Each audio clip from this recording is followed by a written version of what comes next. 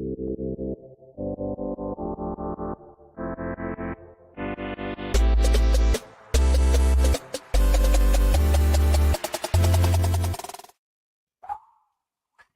we're back, Mike. First of all, how are you doing? Less than 24 hours until this draft officially starts and somebody's on the clock. How you doing? Dude, let's go. Let's go. You know what? Honestly, you want to know what the most annoying part of tomorrow is going to be? Waiting like 45 minutes until like the Jags pick. And then Oh, yeah. once the draft, it's going to be like, because that's the worst part. Everybody knows the Titans are taking Cam Ward, but they're going to take the clock all the way down to the very last second and then make the pick. And they're going to do that for the first 5 picks of the draft. That's going to be the most annoying. But that is the most annoying, considering the first 4 picks seem very, very chalk. There is some whispers of Genty at 4, but everybody that I've followed, talked to, that knows what they're talking about, says that New England's going to, if they're going to stick and pick, it's Campbell. So we'll see. But yeah, the Jags is the real spot we got to watch. We were mocking Graham there for the longest time. It seems like, based on my intel, Graham is not going to be a Jaguar, which is very, very interesting. Yeah, and that sucks to me because my mock draft literally just came out like a couple hours ago. And I have Mason Graham going to the Jags. I don't know, dude. I can't shake that feeling that he's going there. But yeah, I mean, it makes sense based on, the new GM there and, his relationship with the Rams and Braden Fisk, and a guy that's similar, shorter arms, defensive tackle, can play the 1, can play the 3 a little bit. It seems like it's almost too easy to pin that as the pick. But based on what I'm hearing, it's an offensive skill player to really help out Trevor Lawrence. Right. So whether that's Genty, whether it's McMillan, whether it's a huge shocker and Golden goes there or something like that, I think it's going to be offensive side of the ball. But Jalen Walker seems like he's kind of gaining some steam up at the top. I read something to you earlier about the Raiders possibly picking Walker at 6 or Mimbo at 6. So we got a whole host of things to jump into, and we have a full 2-round mock draft. If you guys are in here for the first time, please do hit that like button, hit the subscribe button, set the notification bell. We here at the Gryd Network have I think we're going the first 2 days for sure.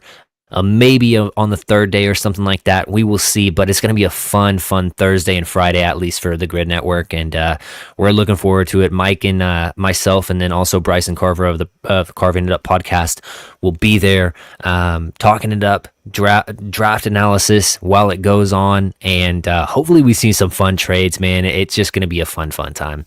Yep. So, anyways, let's pop. I guess I got to add us to the stage. The mock draft simulator here. Number 1, we're just locking it in chalk. Let me start the draft really quick here.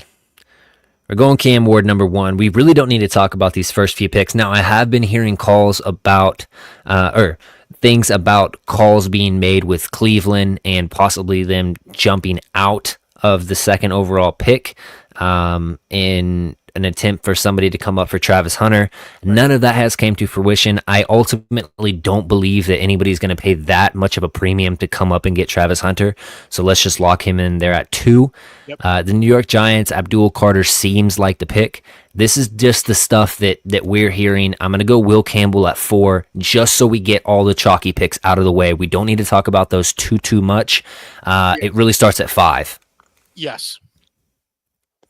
And, I mean, Mason Graham's the guy that I mentioned. We had been mocking to the Jags. Seems like right now it's Genty or McMillan are the 2 heavy favorites right there. I would not put it past the Jags to go for a Jalen Walker as well. They did also lose, what's his name? I'm drawing a blank. The tight end there. Evan Ingram, thank you. So Tyler Warren, would it be super surprising if he was the pick there? And he also is an offensive skill player that would help out Trevor Lawrence. What are you feeling? What are you hearing, Mike? Listen, it's so tough to say because I agree with you. First of all, I think that the draft certainly seems like it starts at 5 with the Jags. Um, I am not ruling out Mason Graham at this spot. First of all, I still think that Mason Graham could go here. He fits perfectly into their defense. It's exactly what they need on that side of the ball. So Mason Graham would not surprise me. The Yeah. thing I'm hearing the most today, and I think you're right there with me, EJ, is that Ashton Genty is gaining a lot of Hmm. steam at this spot. So listen, and it makes sense, right? Like the Jags definitely want to improve at running back, right? I mean, the duo they had last year with Travis Etienne and Tank Bigsby was very hot and cold. It was unbelievably inconsistent. So do they just want to, you know, give themselves a, you know, a top tier back and make Trevor Lawrence's life easier, right? Because they already paid the guy, so they got to make sure that he works out. I don't know, man. Hmm. I listen. This is kind of what I'm throwing up here on the board. Yeah, If Genty is out there and like we know Ben Johnson wants to run the ball, make it easier on Caleb Williams. yeah, If Jacksonville feels like, hey, it's Genty, or we can move down the board and still possibly get McMillan, hmm that would be a great opportunity for them. And I think that they would be, based on how many picks they have right here inside of the top 100, with the 2/3 and then one just right outside of the top 100. I feel like they would be willing to lose the trade on this, dropping 5 spots and then picking up the Bears third for a team that's in need of talent. right. That's an option. Now, I'm not going to do that because I don't ultimately think that's going to happen on draft night. We want to make this as realistic as possible. Yes, But it's worth noting that Chicago absolutely is infatuated with Ashton Genty, rightfully so. He's a dynamic running back, ties with the Ben Johnson thing of just wanting to implement his will and his blueprint on how to be a good offense at the NFL level. So I like that. I don't think it's going to happen. I ultimately think that Jacksonville feels like, hey, we've got a blue chipper here in Genty and in McMillan, who probably would have been wide receiver 4 at best last year. I think you probably would have picked Brian Thomas, which they already have on their roster, over McMillan. So I don't know if I would double up on the wide receivers 2 years in a row. I would instead, if I'm Jacksonville, I would instead get Genty, then go ahead and shop ETN to some other team that's misses out on their running back in this draft. Pick up another third, fourth, somewhere in that range for shipping ETN out of there. yeah. I don't know that that's. I don't know that that's off base. I don't think McMillan's going to happen. Like I don't get the feeling that McMillan is going to be the pick for them. Because I agree with you. I think it would be a little strange if they went wide receiver 2 years in a row. Mm-hmm. I also think that as much as I like Tet McMillan, I don't think Tet McMillan's a top 5 pick, right? I think taking McMillan at 5 would be a reach. So yeah, I mean, listen, Ashton Genty to me, I think he's the second best player in the draft behind Travis Hunter, and I just listen. As far as blue chippers go, like I've never seen contact balance so good with Yeah. him. Like the guy just doesn't go down. So The only pushback with the McMillan thing is Liam Combs, their new head coach, came from offensive coordinator with the Bucks. Mike Evans is the obvious, or I guess Drake London, Mike Evans is the right. comp for McMillan. So how heavily does that tie into things as well? And personally, I think we're both on the page of let's draft Genty because he seems more along the lines of we know he's up here on people's boards. McMillan seems like he's every which way on people's boards. So I'm going to defer to Genty here, and we'll lock that in and we'll move on to the Raiders. And the Raiders, I'm based on some sources that I've seen, Raiders are not taking Genty, even if he is there. Excuse me. That's interesting. And I wonder why that's the case, because I could make the argument today that the Raiders, more than any team in the league, need a running back. Like they are empty in that room. So I get you. like, But they also, here's my thing. They also need corner. They also need offensive line help. And you can get a running back in the 4th, 5th round, whereas you're not going to get a serviceable starting quality offensive tackle, nor probably a corner in past probably the 3rd. Like Noah Williams, I really like. He's like probably a 3rd round guy, maybe a late 2nd. And I would be very surprised if you could get anybody even comparable to him in the 4th round. So and this is what I'm hearing. It's Jalen Walker or it's Armand Mimbu for the Raiders, which is very interesting that they would go edge. But Jalen Walker, from all tales of what teams think of him, it's all over the place again. But it's also one of those things where he is absolutely going to go high. It's just which team is going to take him. Right. I think Jace Nicholson. What up? I think Membo is realistic here. They do need a right tackle, first of all. Mm-hmm. They're pretty set at left tackle, right? Colton Miller's been their starter for a long time. I think they're pretty set in that area. They do need a right tackle. I think Armand Membo would start for them at right tackle right away. Mm-hmm. And he'd be very, very, very good there. I also don't want to rule out Tet McMillan in this spot too, because I've heard a lot of Tet McMillan as well. Here's the thing with the Raiders is that I almost see this as like Jalen Walker to me doesn't make that much sense.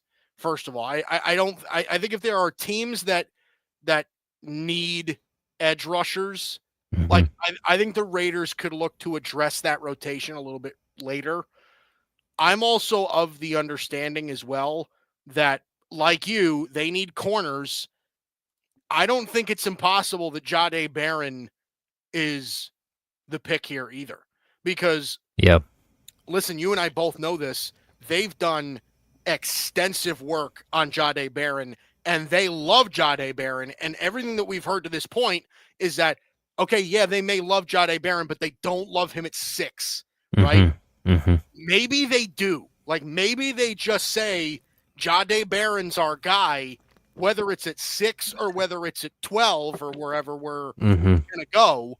Jahdae Barron is our guy. So, it wouldn't surprise me. I would say if the board felt like this and Ashton Genty ended up going to the Jaguars, and what you're saying is true, and the Raiders are not interested in taking Genty, regardless of if he's there or not, I would tend to lean that it would be Membo or Jahdae Barron. That would be my prediction. And here's my thing is Membo and Ravel, Membo and Amos, Membo and Maxwell sounds a hell of a lot better than Barron. And I personally think Connerly's going in the 1st round. I don't know where you're at. Simmons, his health and his knee has checked out to many, many teams from what I'm hearing. Right. I don't think you're getting an offensive tackle that's worth that, 2nd overall, or not 2nd overall, 2nd rounder. You're not getting the same level of offensive tackle that you would corner. Right. So exactly. I'm going to defer to Membo, and especially with the ties that I'm hearing, the sources and stuff, it seems like that there's going to be 3 offensive tackles drafted in the top 10. So this is following suit with that. I think that's true because I think the league is higher on Kelvin Banks than the media is. Like, I think the league really likes Kelvin Banks because keep this in mind too, and I'm sure we're going to talk about him a little bit later also, but Kelvin Banks, regardless of what we've seen in the NFL draft process, right? Kelvin Banks was arguably the best offensive tackle in the country, like based on pure 42 starts. He's a guy that's seen a lot of ball too. That dude won every award that an offensive lineman can win in college football. Yep. right? Teams love that shit. Like I think Kelvin Banks, like you're gonna think I'm nuts, okay? I don't think it's impossible that we see Kelvin Banks go at 5. I'm serious. Like I think it's possible that Kelvin Okay. Banks goes before Membo because of those reasons. So Yeah. Well, here's let me sell Mimbo or not Mimbo Banks. Right now, 42 starts in college. Still a young guy. certainly At the worst, you're getting a Pro Bowl guard. all pro If guard. if you okay, all pro. If you have those convictions, he has a little bit of a too much leaning, but I feel like that's the shorter arms Right. more so than really lacking strength, and trying to get his arms on people before. He's super athletic, can absolutely be used in the pole game. He's just a guy that is super solid, and he's a team leader. He's not a guy that's going to have problems either in the locker room. So those things NFL teams love at the top of the draft. They do not want to reach on these guys if they don't have to. And if you have a good character, that makes everybody in the room fall in love for you and just be that much happier when they turn in that card. So, I absolutely can see Calvin Banks going high. We got a guy, Anthony, back in the building. Anthony, what's up, man? Glad to have you back in here, chatting it up with us. We're doing a full 2-round mock draft, so please do stick around, and we will be doing that. He says, question really quick. Guys, I have a question. I hope I'm not being harsh on the tackle class, saying the majority of them don't have the feet or traits to stick at the position because of the elite pass rushers. And he continues here, and it's just a second. He'll get that in. Yeah, so the tackles, we'll just hit this really quick. Tackles, to me, I don't think there's any tier 1 guys nor tier 2 guys. These guys are all tier 3, which are all going to be, if they stick at tackle, tier 3 is very solid starter. To me, that's what that stands for. So I don't see these guys as Pro Bowl guys necessarily. Now, Will Campbell has the makings of a Pro Bowl offensive tackle. Is the arms length a little bit short? Yes.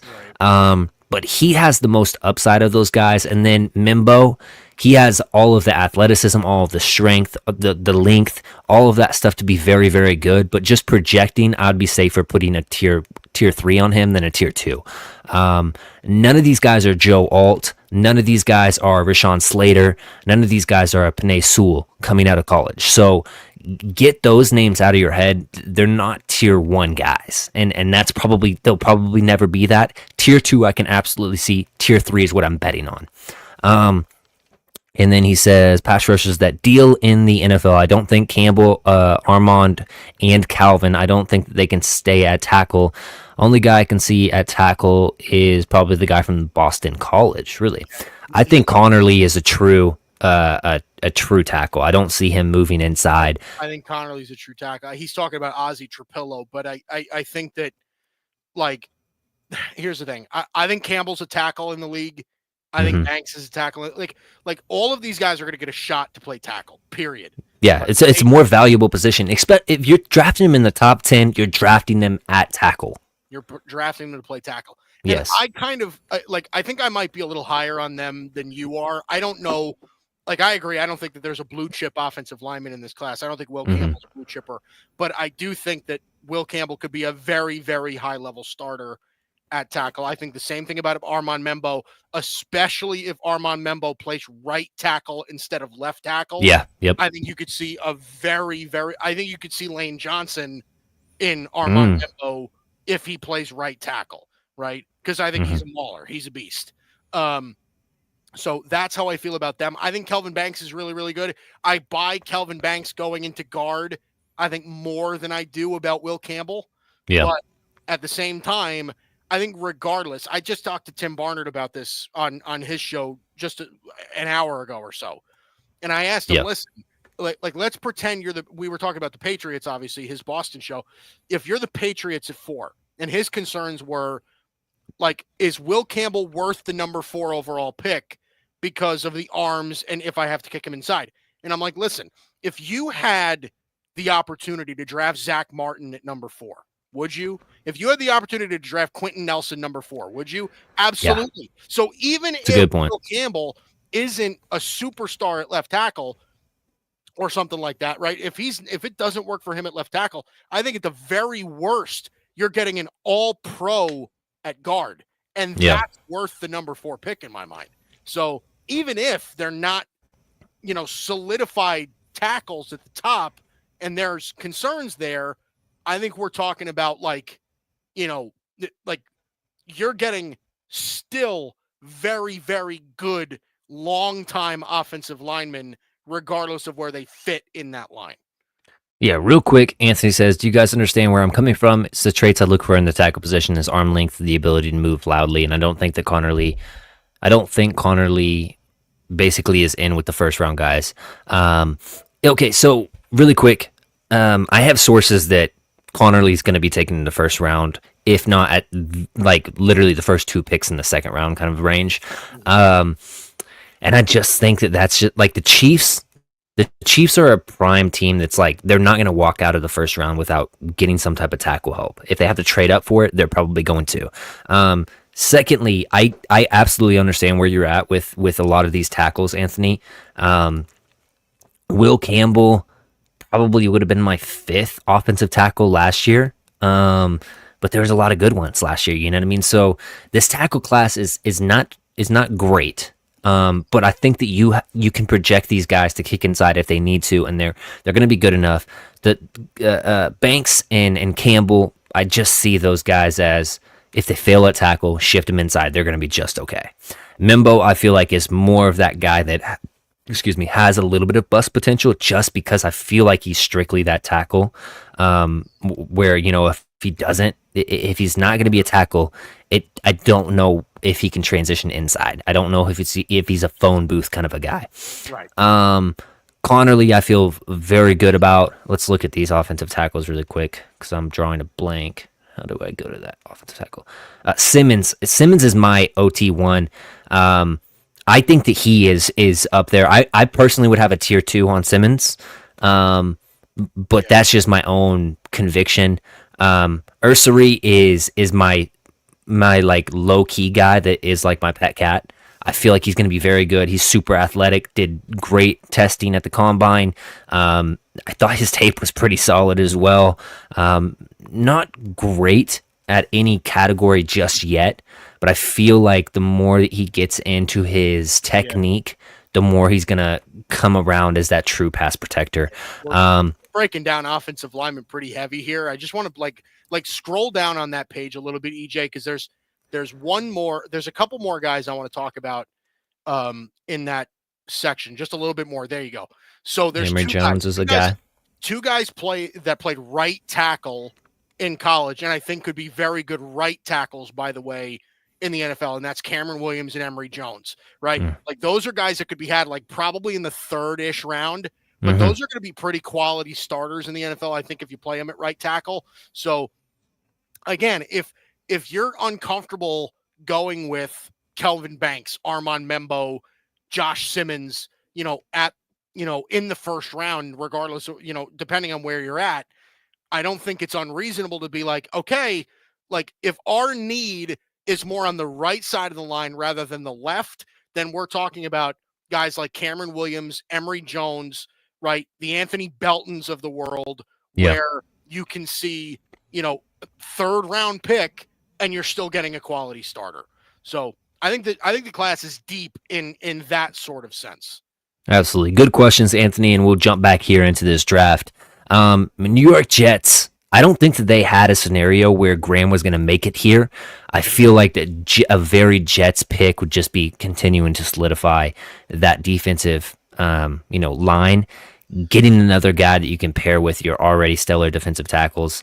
Yes. It just seems like, hey, he's a blue chipper. We didn't think that he would be here. Let's pick him up.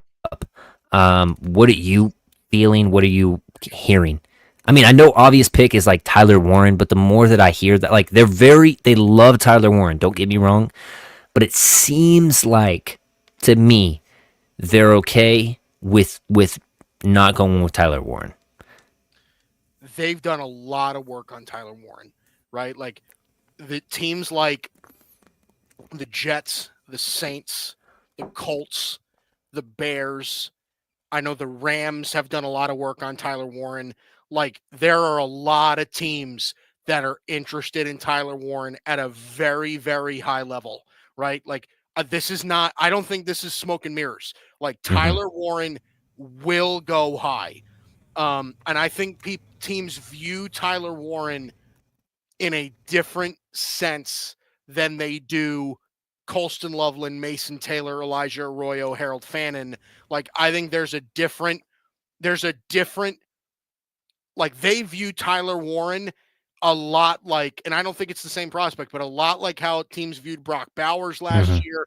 Like, I think they view him a lot like how teams viewed Kyle Pitts a few years back. Like, there's just a different element here.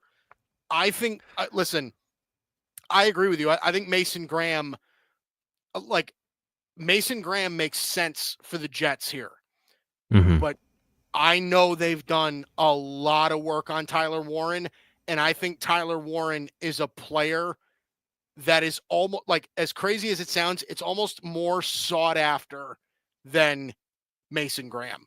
Like, No, I agree. I mean, you're Tyler Warren. You're getting a fullback, tight end, receiver hybrid. You know what I mean? A guy that can really do a lot of different things, well, and he's pretty solid at blocking. that's the thing is, like teams think he's George Kittle, right? Hmm. Like, are teams going to pass on George Kittle? You know, like how many teams are going to let that guy go? I don't know. Like, if you're asking me to make a prediction right now, based on what I've heard, what I've seen, if the board were to fall like this, I don't see Tyler Warren making it past the Jets. If Armand Okay. Membo is not available for them at number 7, I think Tyler Warren is the pick, and that's just me. But Let's go Tyler Warren just for the sake of let's do it. Looks like Anthony has some people he wants us to mention. Hold on just a second. Let me draft this. Colin Um, Pierce, Chase Lunt, and Jack Nelson. I like Jack okay. Nelson a lot, by the way. He's very interested in tackles. I've never seen a commenter this interested in Yeah, offensive yeah, line. yeah. Yeah, I haven't. I'll be dead honest. I haven't watched. I watched all of those guys really. So I do know though on your Josh Simmons comment, I do know that he has been cleared, and this is firsthand people that have told Todd McShay this. Brian Broaddus, a former scout, works for the Dallas Cowboys or 105.3 The Fan, has said that Josh Simmons is cleared. His knee is cleared to a lot of teams, 100% healthy, ready to go. So I think he's going to go earlier than expected. And I would not be surprised. And like a lot of Chiefs fans do not want to see that happen because they know what type of prospect he is, but he's going to go earlier than the Chiefs Yep. pick. So, did you have anything on those guys? I haven't watched any of them. I like Jack Nelson. I know Jack Nelson's dealt with some injuries. I think he's better than a likely day 3 pick, I think. But that's really it. I mean, I think Colin Pierce and Chase Lunt, again, are going to go day 3. Hmm. Yeah, Those these are later round guys. So, these are later round guys. So I'm, maybe someday they turn into starters, but most likely they're going to be swing tackles. yeah. So, When I look at Tyler Warren, don't see George Kittle. I see more of a Jeremy Shockey or Jason yeah, Witten. yeah, I'm more Shockey talking more than about. Witten for me, but yeah. Yeah, I agree. I mean, I think he's a better athlete than Jason Witten ever was. Yeah. But, Yep. And I listen, when I say George Kittle, I mean, first, the quality of player, and I think the versatility of that player Hmm. and his overall game, right? George Kittle does everything. A lot of people view Tyler Warren as a tight end that's going to do everything. So, are they exactly the same? No, but I do think that they view him as and I think it's obvious that they view him this way, as a franchise level tight end that they expect to be 1,000 yards and they can work all over their offense. So, All right, let's jump back in here to the draft. We're already 30 minutes in, and we're not even past pick 8. Um, we're moving. just how it happens. Just how it happens. I've been told Jalen Walker is like this is the spot for him Yep. with the Panthers. That's what I Mason Graham here, obviously, that's enticing. I love the belch right into the mic right there. Yeah, man, the soda's getting to me. This is a huge show. Hell yeah, man. I'm gonna be drinking the beers tomorrow, the brewskis. So I'm gonna have to hit that Get a little what is draft it, buzz the going on. mutant. Yeah, a little bit. No, where am I at? Yeah, I think that's really the pick. Oh, Michael Williams. I would not draft him over Jalen Walker, but Panthers are very infatuated with both of those Georgia guys. Mason Graham, obviously, here as well. Where are you leaning? I think it's. Could they go with like a Kelvin Banks? No, I don't think so. I think they're going to go. I would say Walker here, even if Graham's here. I think they take Walker. I've heard they love Walker. I've also, again, I've heard the same thing as you. I've heard that they also really love Michael Williams, but I think they would view Michael Williams. They would entertain Michael Williams a few more picks down than where they're at now. Jalen Walker makes a lot of sense, and Jalen Walker, by the way, is skyrocketing up people's boards. It would not. It wouldn't surprise me if Jalen Walker went 4 to the Patriots. Like that. Like I think he can go really high on the board because they love his athleticism, they love his versatility. So I think Jalen Walker's the guy. Let's do Jalen Walker right there. It just feels like he's going in the top 8, man. It really does. Stewart to the Panthers, as Anthony mentioned. He also said, sorry, no apologies needed, man. We love chat interaction and just discussing players, so no apology needed. Shamar Stewart to the Jags would be surprising for me for him to go that early, especially a guy I don't even have in my top 30. But that's my own conviction. I just didn't feel like he showed it enough on film. He didn't have the statistical metrics. I know that he caused those pressures and whatnot, but it just I couldn't get over the hump with Stewart personally. Is Graham too good of value for the Saints here, or is this the surprise Jackson Dart? I mean, dart throw. We'll be punny right here. Jackson Dart is a possibility. Here's the thing. I think offensive tackle is a possibility for them. They did just draft Taliesin Fuaga, right? And they drafted Trevor Penning a couple of years ago. So they've already sort of addressed their offense. Noteworthy news, they did not pick up Penning's 5th-year option today. They had the option, they did not. Okay. So listen, I they signed Devon Godchaux. They have Brian Bresee. I mean, listen, man. By the way, if the board shakes out this way, this is the Saints' worst case scenario because I'm sure they would love Tyler Warren. I'm sure that they would love to get in on the, this is what I'm hearing. Saints is like bottom spot for Walker, which surprised the hell out of me. I agree. I think Jalen Walker. If Jalen Walker makes it to them, I think that's what they'll do. Michael Williams. Anthony, we'll let you get on the Dolphins.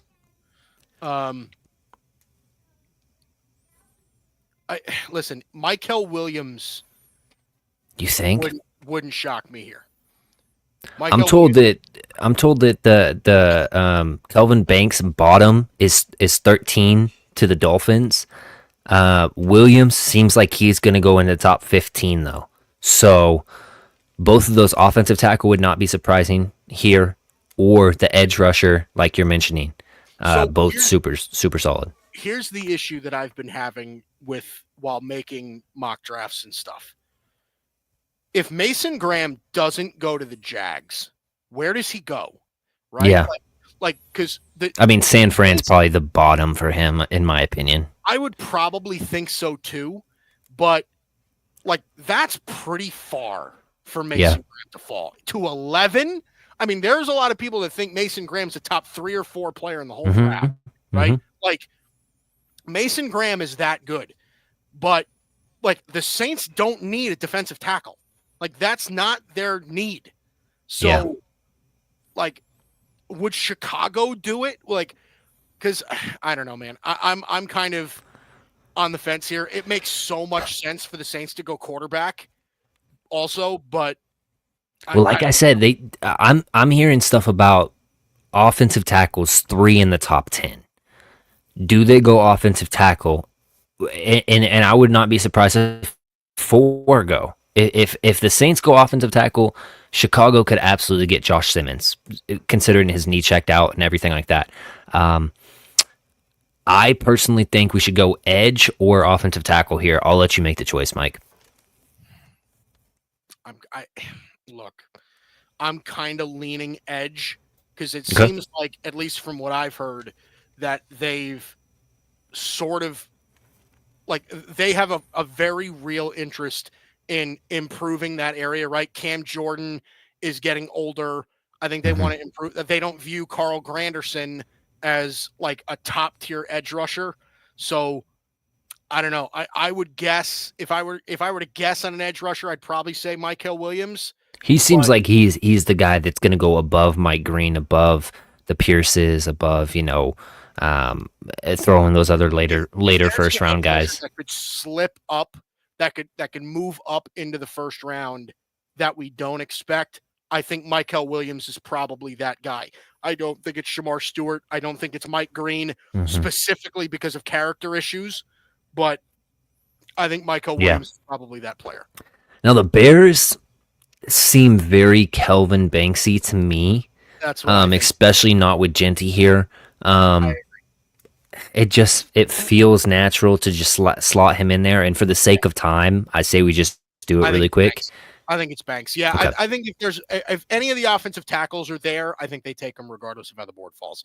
Unless Genty makes it to them at 10, I think it's the best offensive tackle available if it's the first 3. I don't know that they would dip as deep as Simmons, but if it's any of the first 3, Banks, Membo, Campbell, it'll be one of them. And Anthony, you say that it's going to be either Hampton or Genty. We've had Hampton to the Bears before in one of our mocks. It's not out of the realm of possibility just because Ben Johnson coming over. He wants those heavy hitters at running back, and very real. So moving on to San Fran, I mean, Mason Graham. It's just too good a value, right? It's too good a value. It's not out of the realm of possibility as far as team need is concerned. So, yeah, I mean, I don't. Yeah, let's go ahead and lock that in. Yeah, I'm with you on that. And in this case, okay, so I'm a Cowboys fan. Obviously, you're a Cowboys fan. But when it comes to Cowboys, it seems like it's Golden, Ted McMillan. However, Cowboys don't have a 4th round pick. Cowboys have holes at many positions. I personally believe, if you know anything about Sean Payton, he used to work for the Dallas Cowboys. He was a quarterback coach. He was actually one of the guys that were pivotal in getting Tony Romo to the Cowboys and allowing him to, get groomed and eventually take over. And then he got the head coach position at New Orleans, moves on. Now he's with the Broncos, whatever. He has ties to the Joneses, and I believe they've been in talks about a trade from 2012. Now, how comfortable are the Cowboys trading back? This is going to cost the Broncos their 2nd round pick. It has to, or else the Cowboys are not trading back from probably their wide receiver 1 right here. But I do feel like the Cowboys are comfortable with thinking, man, 12, we're at pick 12, and Tet is still there, Golden's still there, Egbuka's still there. We still have one of our guys in. It seems like they're infatuated with Walter Nolan, with Josh Simmons, with a couple other guys. So do they feel good enough to drop back and allow the Broncos to come up and possibly even take a Tet McMillan or go ahead and draft a Hampton or somebody like that? I feel like this is a very real scenario we could see draft night, but I want to hear what your perspective on it is. I think it's possible. The Cowboys are not. I want to make this. I want to throw this in for context. The Cowboys are not in need for draft picks. The Cowboys have 10 picks in this draft, right? Now, most of them are late, right? Like 7 of those picks are from the 5th round on, right? So that's something. They have 3 7th rounders. So yeah, I think there's a possibility that the Cowboys could be a trade up candidate, maybe not necessarily in the 1st round, but could they trade multiple picks to maybe jump into the 4th round or maybe get higher into the 3rd or something like that? I think there's a possibility that we see the Cowboys potentially trade up. But I think if the board were to fall like this, it's interesting because I think the Cowboys would feel comfortable dropping back a couple of picks. I don't know that they would feel comfortable dropping back all the way to 20 because just like everybody else, right? Whether it's Walter Nolan or James Pierce or whoever else that they could be interested in, if it's not a receiver, right? If it's not McMillan or if it's not Matthew Golden, like I have a feeling that by 20, those guys could be gone, right? Yeah. Because those guys have moved up the boards for everybody, not just the Cowboys. So I think 20. But we haven't also seen the edges go, and we know that edges are always going to go in the first round. People will reach on them just because of the position and how important it is. Offensive tackles have already made their run. However, there's still a couple different pieces. Connerly that's going to go, Simmons that's going to go, and then your interior guys, the Zables, the Bookers that are probably going to go first round. So there's a few spots where it's like, okay, I see that. And then Anthony mentioned another name that's probably going to go to the Colts, Loveland. That throws another thing into it where it's like, okay, like, sure, I get the Broncos are kind of far to drop back for the Cowboys, but also these teams are not looking at wide receivers like that. I mean, I guess you could say Arizona could be. Cincinnati doesn't. Seattle. Atlanta doesn't need one. Seattle. Indiana. Seattle, that's very true, but they also have Cup now. They also have JSN still there. Like they've got people there more so than the Cowboys do, at least. And so we'll see what happens with Jalen Ramsey if he's going to be a draft trade. During the night, if they're so infatuated with sending him away and picking up another pick, probably not a first rounder, but and then what do they do with Hill? All of that stuff is just it's worthy of discussion. But do we want to just stick and pick and just take the best player on our board, which would be Tet, or do we feel like, hey, let's just pick what we think that the Cowboys are going to do, which I believe is Matthew Golden? Well, that was going to be my question. Was that if the Cowboys do stick and pick, do you think that they would choose Matthew Golden over Tet McMillan, right? And it certainly feels like the media thinks so, right? I think maybe the media outside of Todd McShay. I think Todd McShay thinks that it'll be McMillan. Yeah, yep. And Todd McShay is a McMillan hater, so that's worthy of saying something. I don't know how. I just don't know because like you can. There's absolutely a scenario where Jerry Jones steps to the podium after drafting Matthew Golden over Tet McMillan. And he says, listen, we already have a big body guy that is not super fast. We have a Jonathan Mingo we traded our 4th rounder for. We have a Ryan Flournoy.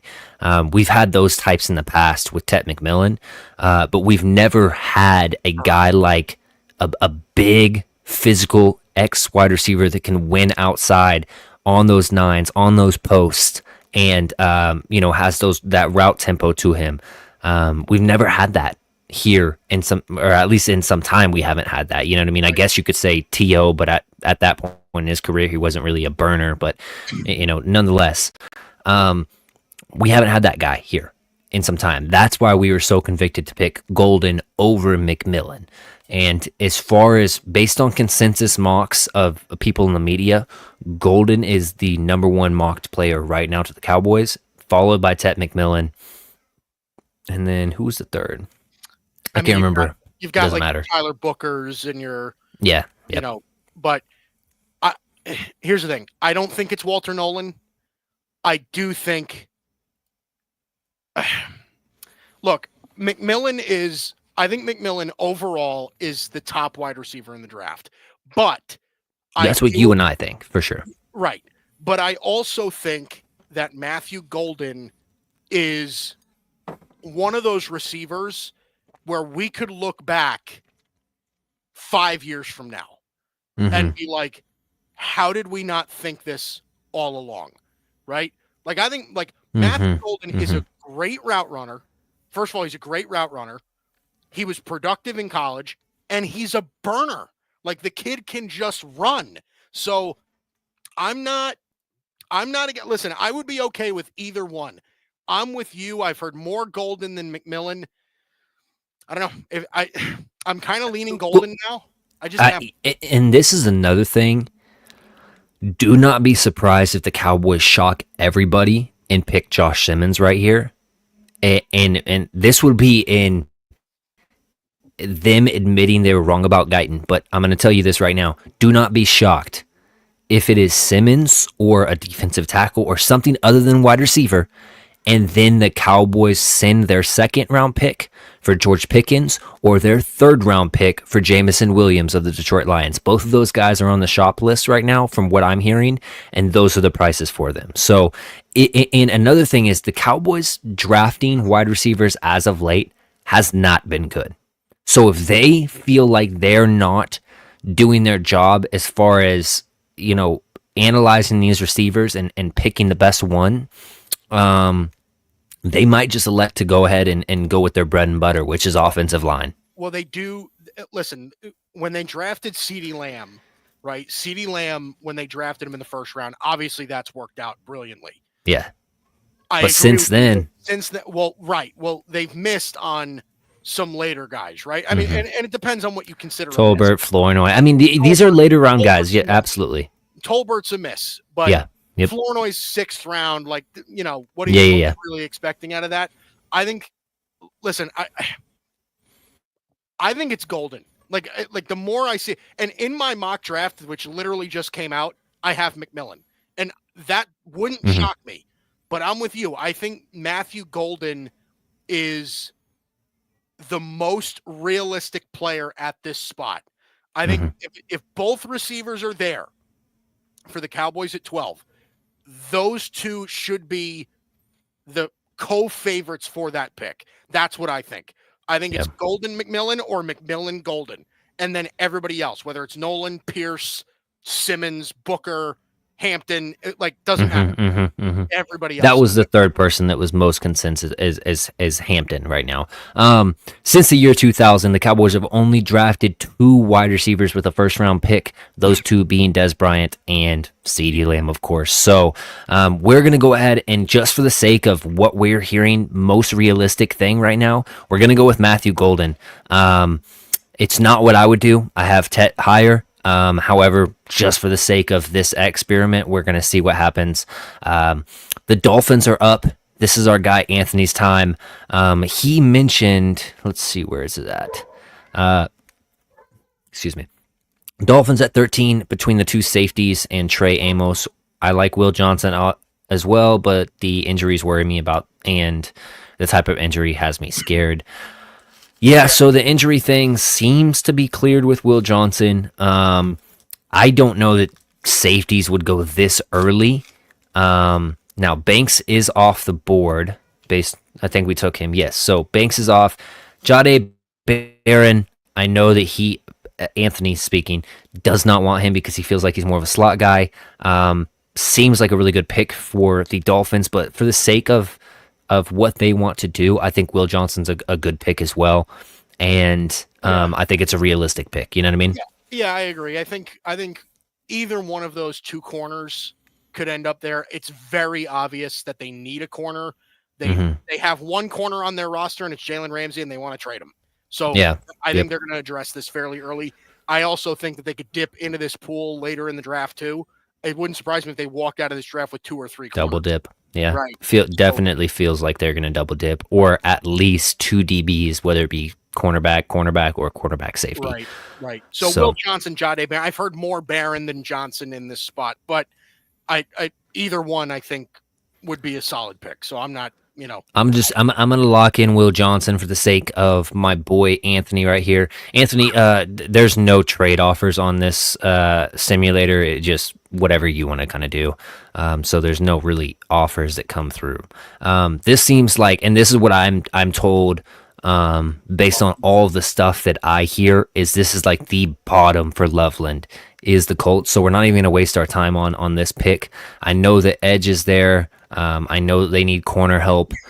It just seems like Loveland is the pick, and based on what I've heard, that's his bottom right there. So Atlanta at 15, really desperate for edge help, but at this point, cornerback staring them in the eye as well.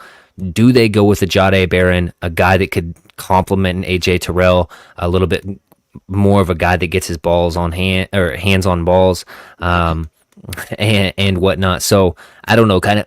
This is more. I've definitely seen more edge to the Falcons, but this is a non-familiar territory from where we're usually at with them. Yeah, I think that it's possible they go corner. I tend to lean that they would go corner in the second rather than the first because I think the corner class is a bit deeper in that range than the edge class would be. I think you're going to see more edges in the first. You're going to see more corners in the second. Listen, I've mocked Mike Green here forever. I know they have a lot of interest in Mike Green, Michael Williams, guys like that. So it wouldn't surprise me if they went that direction. Yeah, I was just about to say the same thing. If Michael Williams is on the board when the Falcons go up to pick Georgia, Atlanta, I mean, like, come on now. It just seems like it would be the pick if that's the case. However, he's gone in our scenario, so we are going to go Mike Green for the sake of time right here. I know Shamar Stewart's staring, people in the eyes right there, but I don't know where he's going to go. He's such a wild card, man. He really is. I was about to say Cincinnati. Arizona Cardinals on the clock. They definitely need cornerback help. Jade Barron dropping right here for me is kind of a no-brainer. They do need the edge help as well, but it seems like this guy is so good, and he can absolutely help them play some of that nickel stuff, but also bounce outside. And I don't know, it just feels like a right spot for Jade Barron. Yeah, no, I think Barron's the guy if that's the case. I know I think it's gonna be defense for them. It'll be edge rusher, defensive tackle, corner, something like that. But Barron, I think, it makes the most sense in that spot. Yeah. This is kind of where people would call this a reach, but I feel like Walter Nolan really fits kind of with what a Cincinnati Bengal player feels like. He can also kick outside and rush rush on the edge a little bit if you need to. Just an aggressive guy, tenacious, solid in run D, can get after the quarterback a little bit too, and I don't know. I like that pick. Shamar Stewart feels very Cincinnati Bengals-ish as well. That gives him the edge help, but also can kick inside as well. Right. So some versatility right there. I mean, Shamar Stewart, I think, is a little bit of a better fit, but I also think that Walter Nolan's going to go higher. Like, I have a feeling Walter Nolan is going to go higher. So I've heard Walter Nolan to the Niners, but in our scenario, Mason Graham dropped to them. So it was almost like, well, we got a better player. We have to take the better player, even though we've done extensive work on Nolan and we like him a lot. Graham's just too good. So I am also hearing some stuff about Harmon medically, that he might actually be a candidate to drop out of the first round entirely due to medicals. So keep an eye out on that during draft night. Let's go with Shamar Stewart. Yeah. Okay. I think that just sounds like, we don't know where he's at. He's a wild card. We're midway through the draft. Let's stick him right here in the middle. So Seattle for me, I've heard so much. Zabel. Seattle loves Gray Zabel. Yeah. I heard they love Gray Zabel. I'm hearing the exact same things. In fact, I'm hearing that Seattle is almost a floor for Zabel, which is insane. But I agree. It almost feels like Zabel's stock starts at pick 18 and ends at 18. Now, I'm not saying that's the pick, but it just feels very, very hedge your bets on this. Seems like 80% sure it's going to be Zabel if he's there. I think it's Zabel. It could get interesting because Tet McMillan is here, and that's they could true. Look at that and be like, okay, they didn't expect Tet McMillan to fall this far, but they could also just look at this and be like, we have 50 and 52. Like, do we just want to take Gray Zabel and then in the next round take Jaden Higgins or Jalen Noel or Trey Harris or something like that, and just roll with that, right? Yeah. Like, Let's so pick I would say, Zabel. I would say Yeah, Zay. I think that just seems a little bit more. Now we've been mocking. Jihad Uh, Campbell. who? Sorry. Jihad Campbell. Yeah, Jihad Campbell here. Um, Seems very much like that could be the pick. Yeah. I do want to mention just some names for people that just so it's not only hey we're talking Campbell and then we're moving on to the next pick. Absolutely, some D tackles are in here. I mentioned Walter Nolan.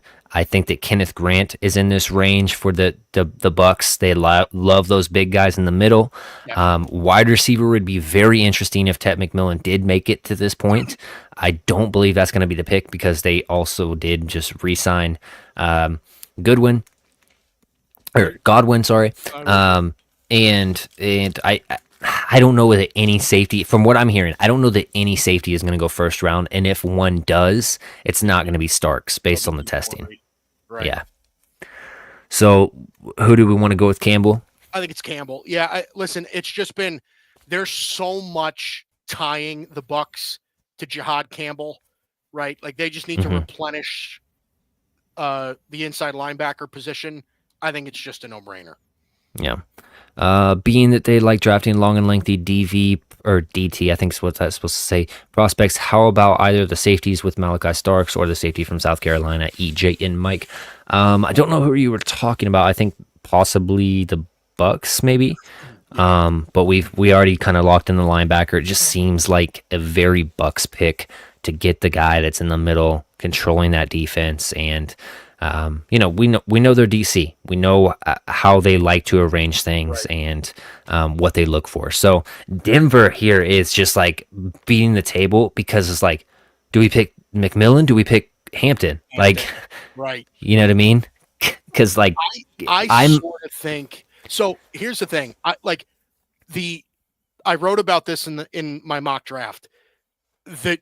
Do the Broncos have scar tissue taking North Carolina running backs because Javonte Williams didn't pan out, right? Like, are they going to shy away from Omari and Hampton for that reason? Or are they going to say, screw everybody else's rankings and take Travion Henderson? Because I'm hearing a lot of traction on that. Yeah, I'm telling you, Travion Henderson, which is insane. Go higher. So I sort of get the feeling that they won't go receiver in round one. Like that's the really right? Yes. Well, and again, like my sources are not Kuiper sources, but like I would bet that the Broncos don't go receiver round one, and they would rather go running back. But that's just me. Or they could. But is there a legitimate world? Is there a legitimate world where they actually go Henderson or Hampton over McMillan? I don't know that there's. You do think that there is? Oh my goodness. I do. Okay, I'm going to defer to you just for the sake of like fun. I'm going to defer to you. Well, here's the thing, man. Like McMillan makes a lot of sense for them. He does, but I get the feeling also that like if the Cowboys don't take McMillan, right? McMillan's gonna. That's what I've been hearing. That's what I've been hearing too. Like they don't like they think the league thinks. And that's why I almost think the Cowboys are going to drop back, thinking that they can get McMillan regardless. They could, but if the league, if the Cowboys love Matthew Golden, and the league is higher on Matthew Golden than McMillan, then the Cowboys, I would imagine, would just snag Golden. But it's possible that because the league thinks McMillan is like his separation skills are not as good as people think, and he's not a burner. He's not all that fast for a big receiver, right? So I think McMillan could fall, but I don't know. In this scenario, I do want to pull up because I do believe that the Broncos have draft capital. They could move back into the first. The Broncos have. They would have to give up some stuff. They have 7 picks. They would have to give up some stuff, but They it's don't. I don't think possible they have they a could fifth move round back pick. up into the. I don't They believe don't have the fifth. You're right. they don't have a fifth round pick. So But would you, if you knew that you could go back up and get McMillan, would you trade Cortland Sutton on that 1 year deal? if I knew I could get up and get McMillan, Mm-hmm. yeah, probably. Yeah. So they could. I mean, for the sake of, I'm deferring to you. So do you want to go Hampton, Henderson, I or I, McMillan? I think it's Hampton. I think they're going to prefer running back.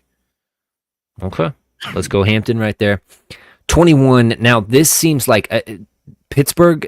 From all my indications, are if Shadur drops, they're going to pick him, but they're not going to trade up for him based on the amount of capital they have. Yeah. So here's I here's the issue with draft season, and this is part of the reason why it's so fun. Mm-hmm. But I've heard so much conflicting stuff about Shadur and the Steelers. I've heard reports that Shadur Sanders, his meeting with the Steelers didn't go well. That Really? I've heard that, but I've also heard that Tomlin likes him and that 21 is the floor. I've also heard that it's possible that Sanders drops out of the first completely, right? Like, I know some people that don't even have him in the top 3 quarterbacks. well, yeah, well, I know that there are tons. I shouldn't say tons.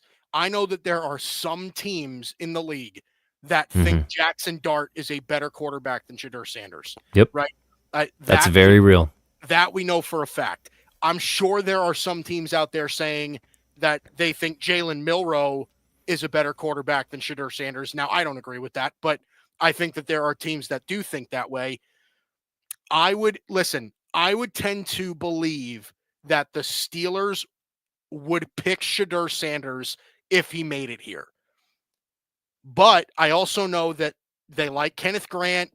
They like Walter Nolan. I know they want to address the interior of that defensive line. So it depends on what they have at the top of their board. Do they have Nolan or Grant or one of these guys, Harmon, whatever, ranked higher than Sanders on their board? And if they do, then they probably take the tackle. But I don't know. My thing is, here's my conviction: if you legitimately think Shadur Sanders can be a franchise guy, it doesn't matter what your rankings are. You got to take him because quarterback is the most important position on a team. Right. If you don't feel that, then absolutely pick a Harmon, pick a Nolan, pick a Grant. You know what I mean? I personally think it's going to be Sanders. I there's no way in hell this is going to be a Kenny Pickett draft where only one quarterback goes in the first. There's no way in hell, in my opinion. So let's go Shadur Sanders right there. We're an hour into our 2-round mock draft. We're not even out of the first round, Mike. We got to get some of these nailed. Chargers right up. They needed tight end. Loveland, Warren, both off off to different teams. Yep. D-line though, big need for them. Grant, Harmon. I mentioned some medical stuff. Be weary about him in the first round right now. And then I think Nolan's going to probably be the pick here for me if I had to choose one, or Grant being the ties to Harbaugh. That's what I'm thinking, is that it could be Grant with the Michigan ties, but Nolan's got to go somewhere. Like Nolan's got to find a home. So let's go Grant right here. Let's knock out some of these comments by my guy Anthony. When you guys are done drafting, EJ and Mike, I posted a draft I did for the Dolphins. Want your reaction, and I want your honest grade. I'm not going to take offense if you do not like it. Anthony, if you have X or Twitter, we will live react to your mock draft. If you do, follow our, and let's just go back to this slide really quick. Follow our Twitters right here. And then I don't believe you can PM me, but you should be able to just tag it in a post, and then I'll pull it up via web, and we will live react after the show. Make sure you remind us, though, and we will do that for you. Reports saying that he has character issues, and GMs and coaches are concerned or don't want to be dealing with Dion helicopter parenting him throughout his career. Talking about Shadur Sanders. Saying my Dolphins doubled down on the corners. We're trading Jalen Ramsey, so I I think we draft 2 corners with our first 2 picks. Okay, good info on that. I do believe Ramsey will be a draft night trade, probably a second or third round pick. Watch out for some of the receivers I mentioned: Jameson Williams, Pickens, Cortland Sutton, possibly. Rashad White, a running back that could be on the move. Some of those guys definitely need to be mentioned. Packers are on the clock here. Now, I've seen a lot of Grant to the Packers. He just went the pick before. Walter Nolan's definitely in play here. Cornerbacks. Now, I'm hearing a lot of Maxwell Hairston's going first round. Yep. Well, he's going. I don't know if that means another name to be watching for. Jair Alexander could be on the move draft night. So be on your P's and Q's with that and aware of that as well. You heard it here first. Maxwell Hairston, though, could be a first-round guy. I think it is Maxwell. I had Maxwell Hairston mocked here. I think he's going to the draft. I think Maxwell Hairston's going first round. So it would not surprise me if this was the spot. Green Bay needs corners. It would make a lot of sense. I like it. Let's do it. Minnesota up here. Safety is a huge need, but like I said, all my reports show that very, very unlikely that 2 safeties go in the first round, if not 0. If not 0. So I'm reserved on that. I don't know that Amos goes first round. Ravel, I have a first round grade on, but are people concerned about the 1 year starting? Are they concerned about the injury stuff? Benjamin Morrison, he has the degenerative hip disorder or something along those lines with his hips, but he did practice for some teams, and a lot of teams met with him, really nailed the interview process. Right. I'm told Thomas seems like a guy that could drop all the way into the 3rd round based on his 40 time at his pro day. So these are all names that have the potential to move and fluctuate a lot based on the consensus rankings. But I don't believe that if things shake out this way, that Minnesota would take a cornerback or safety. I would probably defer to the defensive line, and I would say this is kind of where Walter Nolan goes. I think it's very possible Walter Nolan goes here. It makes a lot of sense for them to go safety, but listen, if the sources are saying that that it's unlikely that a safety goes in the first round, or at least 2 safeties go in the first round, then it makes sense to pass. But at the same time, and I don't know that we're doing trades, right? Are we doing trades, Z? Because the Vikings, we can. I'm fine with picking Nick here too. The Vikings are a prime trade down candidate in my mind, right? Like, yeah, they don't have a lot of picks. Yep. They have 4 picks. They don't have a second rounder. Okay. So do you think? Sorry, go ahead, really quick. My bad. I think that the Vikings. I kind of like the trade we did last week. I think Kansas City wants to move up, and yep. I think the Vikings make a lot of sense. So I like that trade. I could see that happening very much so. Minnesota, Kansas City. So the Vikings would drop down to 31. I mean, you're giving up your second, right? Nah, they'll give it. Yeah, the 3rd. Probably, no, I think you'd probably give up a 3rd. Maybe the first 3rd. Maybe you give up 66. 1 and 3. Yeah, I agree. This is what you're doing. That's what we're doing. Lock it in. Kansas City's coming up for Josh Simmons in this scenario, right? Yeah. That's what. Did you hear me, Mike? Yeah, I can hear you. Okay, so Josh Simmons off the board. Houston is going to want to go offensive line. Now, here's my thing. They're okay going interior offensive line. So you think they just got sniped, but I personally, this is my own conviction, I think that they're entirely okay with Tyler Booker here. Your thoughts? I heard that they love Tyler Booker and that their 2 top priorities are Josh Simmons and Tyler Booker. So I think Tyler Booker fits right in. Let's lock him in then. The Rams. Now, this is the sneaky Jackson Dart team, I'm told.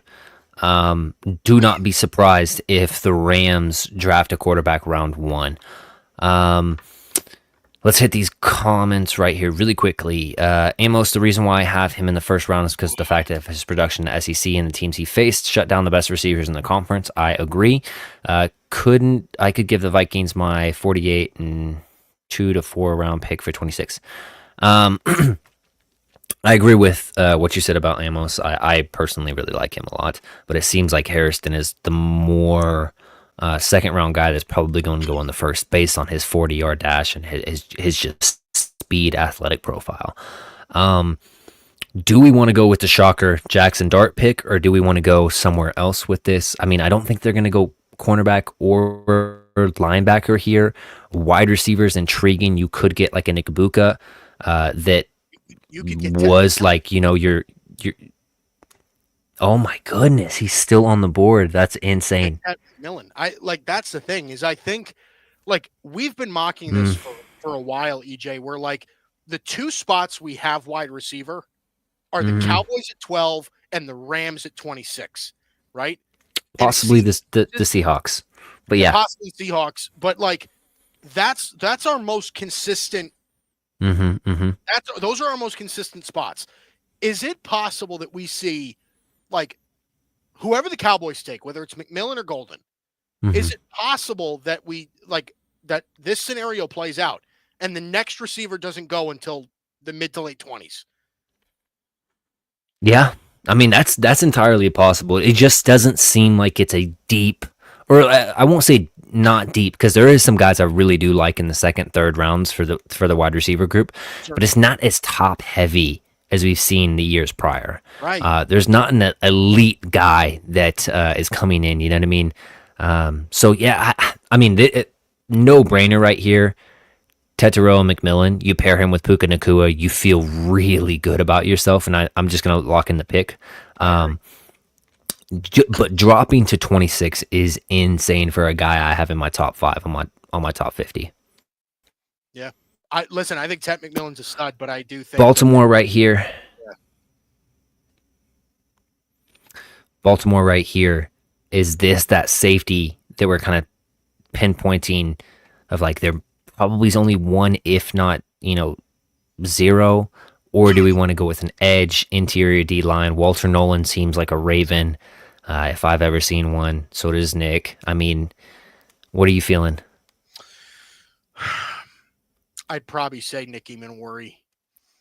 I think Nicky Manwari is going first round. Like I get a feeling that Nicky Manwari is going first round. I like it. Now, this is intriguing, but because it seems like the Lions are shopping Jameson Williams, which tells me that wide receiver is higher on their list than it might seem. If Igbuka drops here, would they take Igbuka and pair him with a wide receiver that's very similar to Igbuka and Amon-Ra St. Brown? Just have two of those, route crafty, quarterback-friendly wide receivers on the edge. Or do they try to continue to bolster up that offensive line that's getting a little bit older? Do they try to go edge? I mean, all of those things are in play. Seems like a lot of the offensive line, true first-round offensive linemen have went off. But, I mean, Connerly's still here. I ultimately do think Connerly goes first round, but that's my own personal conviction. What are you feeling? I think defensive line is their top priority. Whether it's on the edge or on the interior, I would assume that it's going to be either Nolan or Harmon in this spot, and then they address edge and wide receiver in the second or fourth round or so. Later on. Let's go Walter Nolan. He feels like that pick. Right here, I mean, personally, I've been continuing to mock Igbuka to the Commanders. It just feels like a very natural fit in there with Debo, with Scary Terry, and it feels right. Are you kind of on the same page as me? Okay. Yep, 100%. Let's lock that in. Let's get out of this first round, man. We're moving a little bit slow here. Buffalo right up here. They would have loved to get McMillan or Buka. Neither of them are here anymore. The cornerbacks are kind of blown out. Defensive line, though, they could possibly take Harmon Obviously, who knows the medical things? We don't have that information on exactly what it is, but I could absolutely see Harmon go here. I agree. What are you thinking? You I think think Harmon? I think I think Harmon. Yeah, I think all of those defensive tackles are going round one. Okay, questions. Sorry, Anthony said, can you read my comment before you pick? Questions would be, is it too much for either 28, 29, or 32? I'm giving them 48 and two fourth round picks this year. For the Dolphins, I'm assuming to move back up.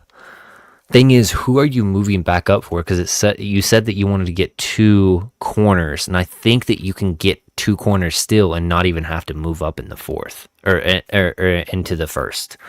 I'm assuming he would want Amos, but For the sake of realism, I personally think that you can get Amos in the second and move up. If you want to move up in the second, I mean, we're doing the 2 rounds, so we can possibly try to do a trade in the second. I don't think that they would draft back up in the first, because the only reason why you see teams jumping back up into the first is for the 5th round option. I don't think that they would have the conviction of, oh my goodness, Trey Amos is going to go off the board here, that they would make that move personally. right. So let's go Harmon here to Buffalo, Minnesota after the trade with Kansas City, back up on the clock. This is where I was going to ship off Eminwari, but he went to, the Baltimore? Baltimore. Okay, yeah, so Baltimore. So now we're looking at James Pierce Jr. possibly, Ezaraku. Are we certain that both safeties are not going to make it, or that both safeties are not going round one? Because Malachi Starks makes. I'm not. I won't put. Listen, I won't put 100% on it, but I'm personally, I'm gonna kind of stand on the table of I don't believe that they are. I'm pretty certain that Emanwari is going to go ahead of Starks. However, based on what like Todd McShay is saying, seems more likely that both of them go in the second than both of them go in the first. And it seems like out of the most likely scenarios, both of them go in the second, then one in the first, one in the second, and then none. Or what would that be? Yeah, one. So yeah. So something along those lines. Now, for the sake of our draft, we can absolutely do Starks. If we're trying to be as realistic as possible, we could just go Connerly right here. I mean, that's not a bad pick at all. And it frees up, their offensive line a little bit. I know that they made the trade last year, but that's a spot that they've kind of struggled with in the past. Man, we can go Starks. So if the Vikings were to go Josh Connerly, it would mean that they would be essentially giving up on Brian O'Neill, right? Who's been their starter for a few years. Because Christian Darrisaw is their left tackle. He's not moving. Yeah. Right. But he also got injured last year, did he not? I think he did. So, but that's the thing is like for a first round pick, are we using it on a swing tackle potentially, or just a potential replacement for Brian O'Neill at right tackle, right? Yeah. I mean, we can go Starks just for the sake of team need. I feel like that's higher than offensive tackle. So let's go Starks here. I think Philadelphia, it just seems an edge rusher. They love to go D-line. They love to go trenches. So I know that Anthony's worried about Trey Amos. I don't think that they're going to pick corners. I mean, they invested so much in corner last year. I know that they let go of Darius Slay, but they've already invested so much there last year's draft. I think they're going to stick to their bread and butter. I personally think James Pierce seems like a solid pick here. Yeah. Or Ezaraku. I mean, yeah, I think it's going to be Pierce or Ezaraku. I mocked Pierce. So whatever it is. They have let's just go Pierce. They have a knack for getting the best out of guys that fall in the draft. So it makes sense. Do do Cleveland just take Jackson Dart, top of the second? I mean, they could take Dart, they could take Milrow, either one. I think whatever it is. I Now, think Dart is going to go ahead of Milrow. do the Saints? Here's a question: do the Saints trade up? And obviously, like it's too late for it now. But do the Saints try to trade up into the back end of the first round and take Dart? Yeah. Because the Saints love Jackson Dart. That could have been a realistic scenario. Minnesota dropping back not once but twice But twice. could Right. be very, very real. Yep. Let's go Jackson Dart here. New York Giants up on the clock again. Do they take Milrow? Milrow, I will say, out of all the quarterbacks, matches up to what Brian Daboll wants to do the most, in my opinion. Plus, he has the Alabama ties. Brian used to coach there. Seems very like he'd have the intel on that. Personally, I would like the pick if I was a Giants fan, but we don't have to go there. We can go offensive tackle here with Connerly. Old boy out of Alabama that they drafted, Neal. I don't 3 years ago or so, has not worked out for them at all. So, do we want to go Connerly here, or do we want to go the quarterback? I would say I don't think they take a quarterback here. I think it's more likely that they go Connerly or they take a corner, right? They go Amos or Siobhan Ravel or something like that. I think it would be either one of those three probably. Let's go Connerly. Feel I feel like he's going to go higher than either of those corners left. Tennessee back up on the clock here. They need wide receiver help. Luther Burden's right there. Kind of fits almost like a Traylon Burks ish pick. Just a guy that's just like bricked up, can run through arm tackles, stuff like that. He didn't really work out for Tennessee, but I feel like Luther Burden's just a really solid value right here for them, and they need wide receiver help in the worst way, man. I agree, 100%. Jacksonville back up on the clock. Now, this is the spot you're probably going to have to trade up for if you wanted to make that trade, Anthony, because I feel like Jacksonville is going to want to take a corner here. Let's see what D linemen are up on. Tyleik Williams, Darius Alexander, TJ Sanders. All of those guys are right there as well. I could definitely see Williams here. Tight ends, let me see. Mason Taylor and Elijah Arroyo. Both of those guys are probably second-round guys. I agree. Yep. Yeah, I think corner. I think corner wide receiver. I think corner's the pick that makes the most sense. In this spot, there's a plethora of them in that range, right? Amos, Siobhan Ravel, Benjamin Morrison is still on the board. Azaria Thomas, right? Like they've got a selection of corners. So that to me makes the most sense for Jacksonville, but I don't know. I mean they passed on defensive line in the first round, right? They passed on Graham. So and this is yeah. But how much of that is like we have to get Trevor Lawrence weapons to feel like we have adequately given him a shot to truly prove that he is one of the top quarterbacks. Right. And in that case scenario, I do see them possibly taking a Trey Harris, possibly taking a Jalen Noel, Jaden Higgins. These guys, Noel might be the best route runner in this draft. He might be. You pair that with, what you already have in Brian Thomas, very, very enticing. Or Jaden Higgins, who's a route demon himself, but on a bigger body. Trey Harris. I'm personally not sold on Trey Harris. I have him as a third rounder, but I know some people are very convicted about him being that first, second round wide receiver to go off the board if Burden goes in the first. I don't know. I feel like it's going to be cornerback here, and the Raiders are probably looking corner as well. Yeah, Anthony, if you want to trade up right here, you're going to have to. Let's just look at this trade for Anthony since he's been sticking it out with us and chilling in here. Where is Miami? I'm sending this too, so I guess I got to go Tennessee. Or no, who's on the clock right now? I'm This is I'm Jacksonville. blanking. Jacksonville. Okay, Jacksonville and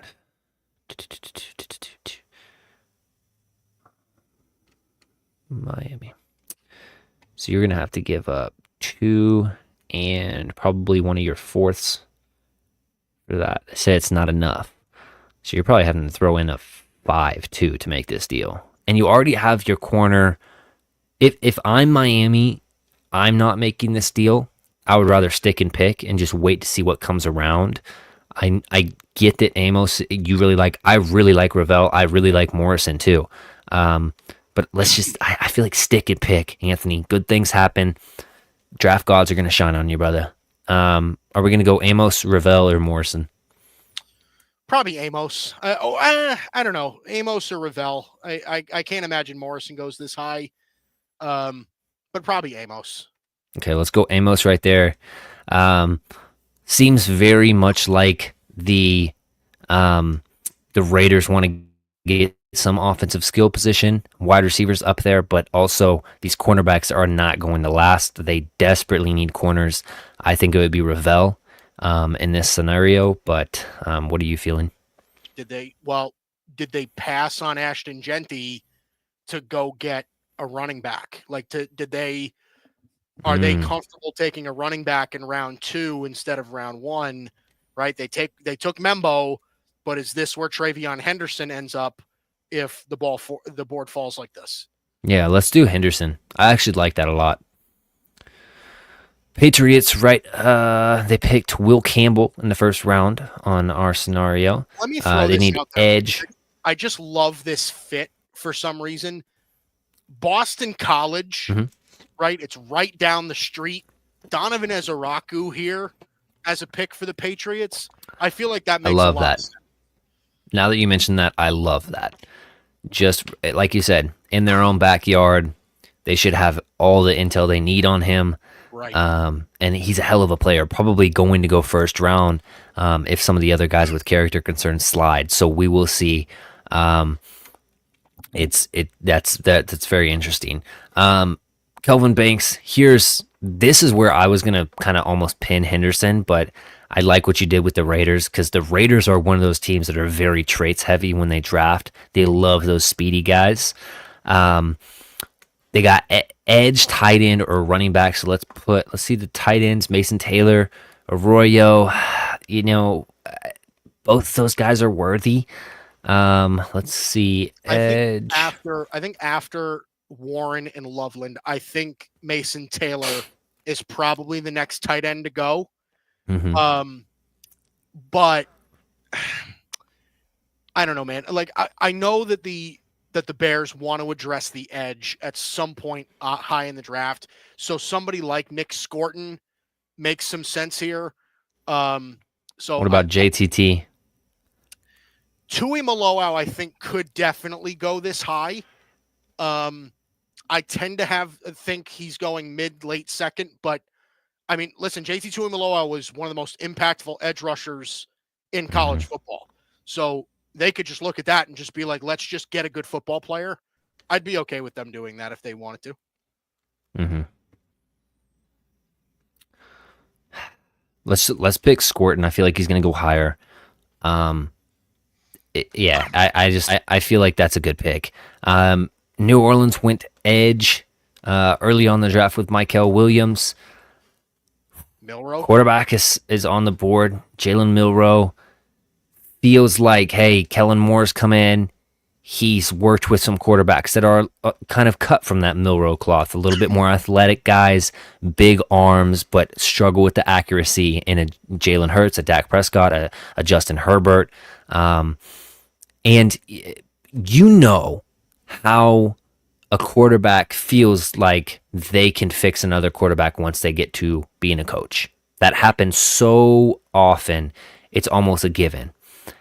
I believe that the Saints are kind of like, hey, let's wait on the quarterback first round. Let's pick a really good player, and then we'll see what comes around in the second. If you want to take on a project, Kellen, you absolutely can. That doesn't put the hot seat on Derek Carr quite as much.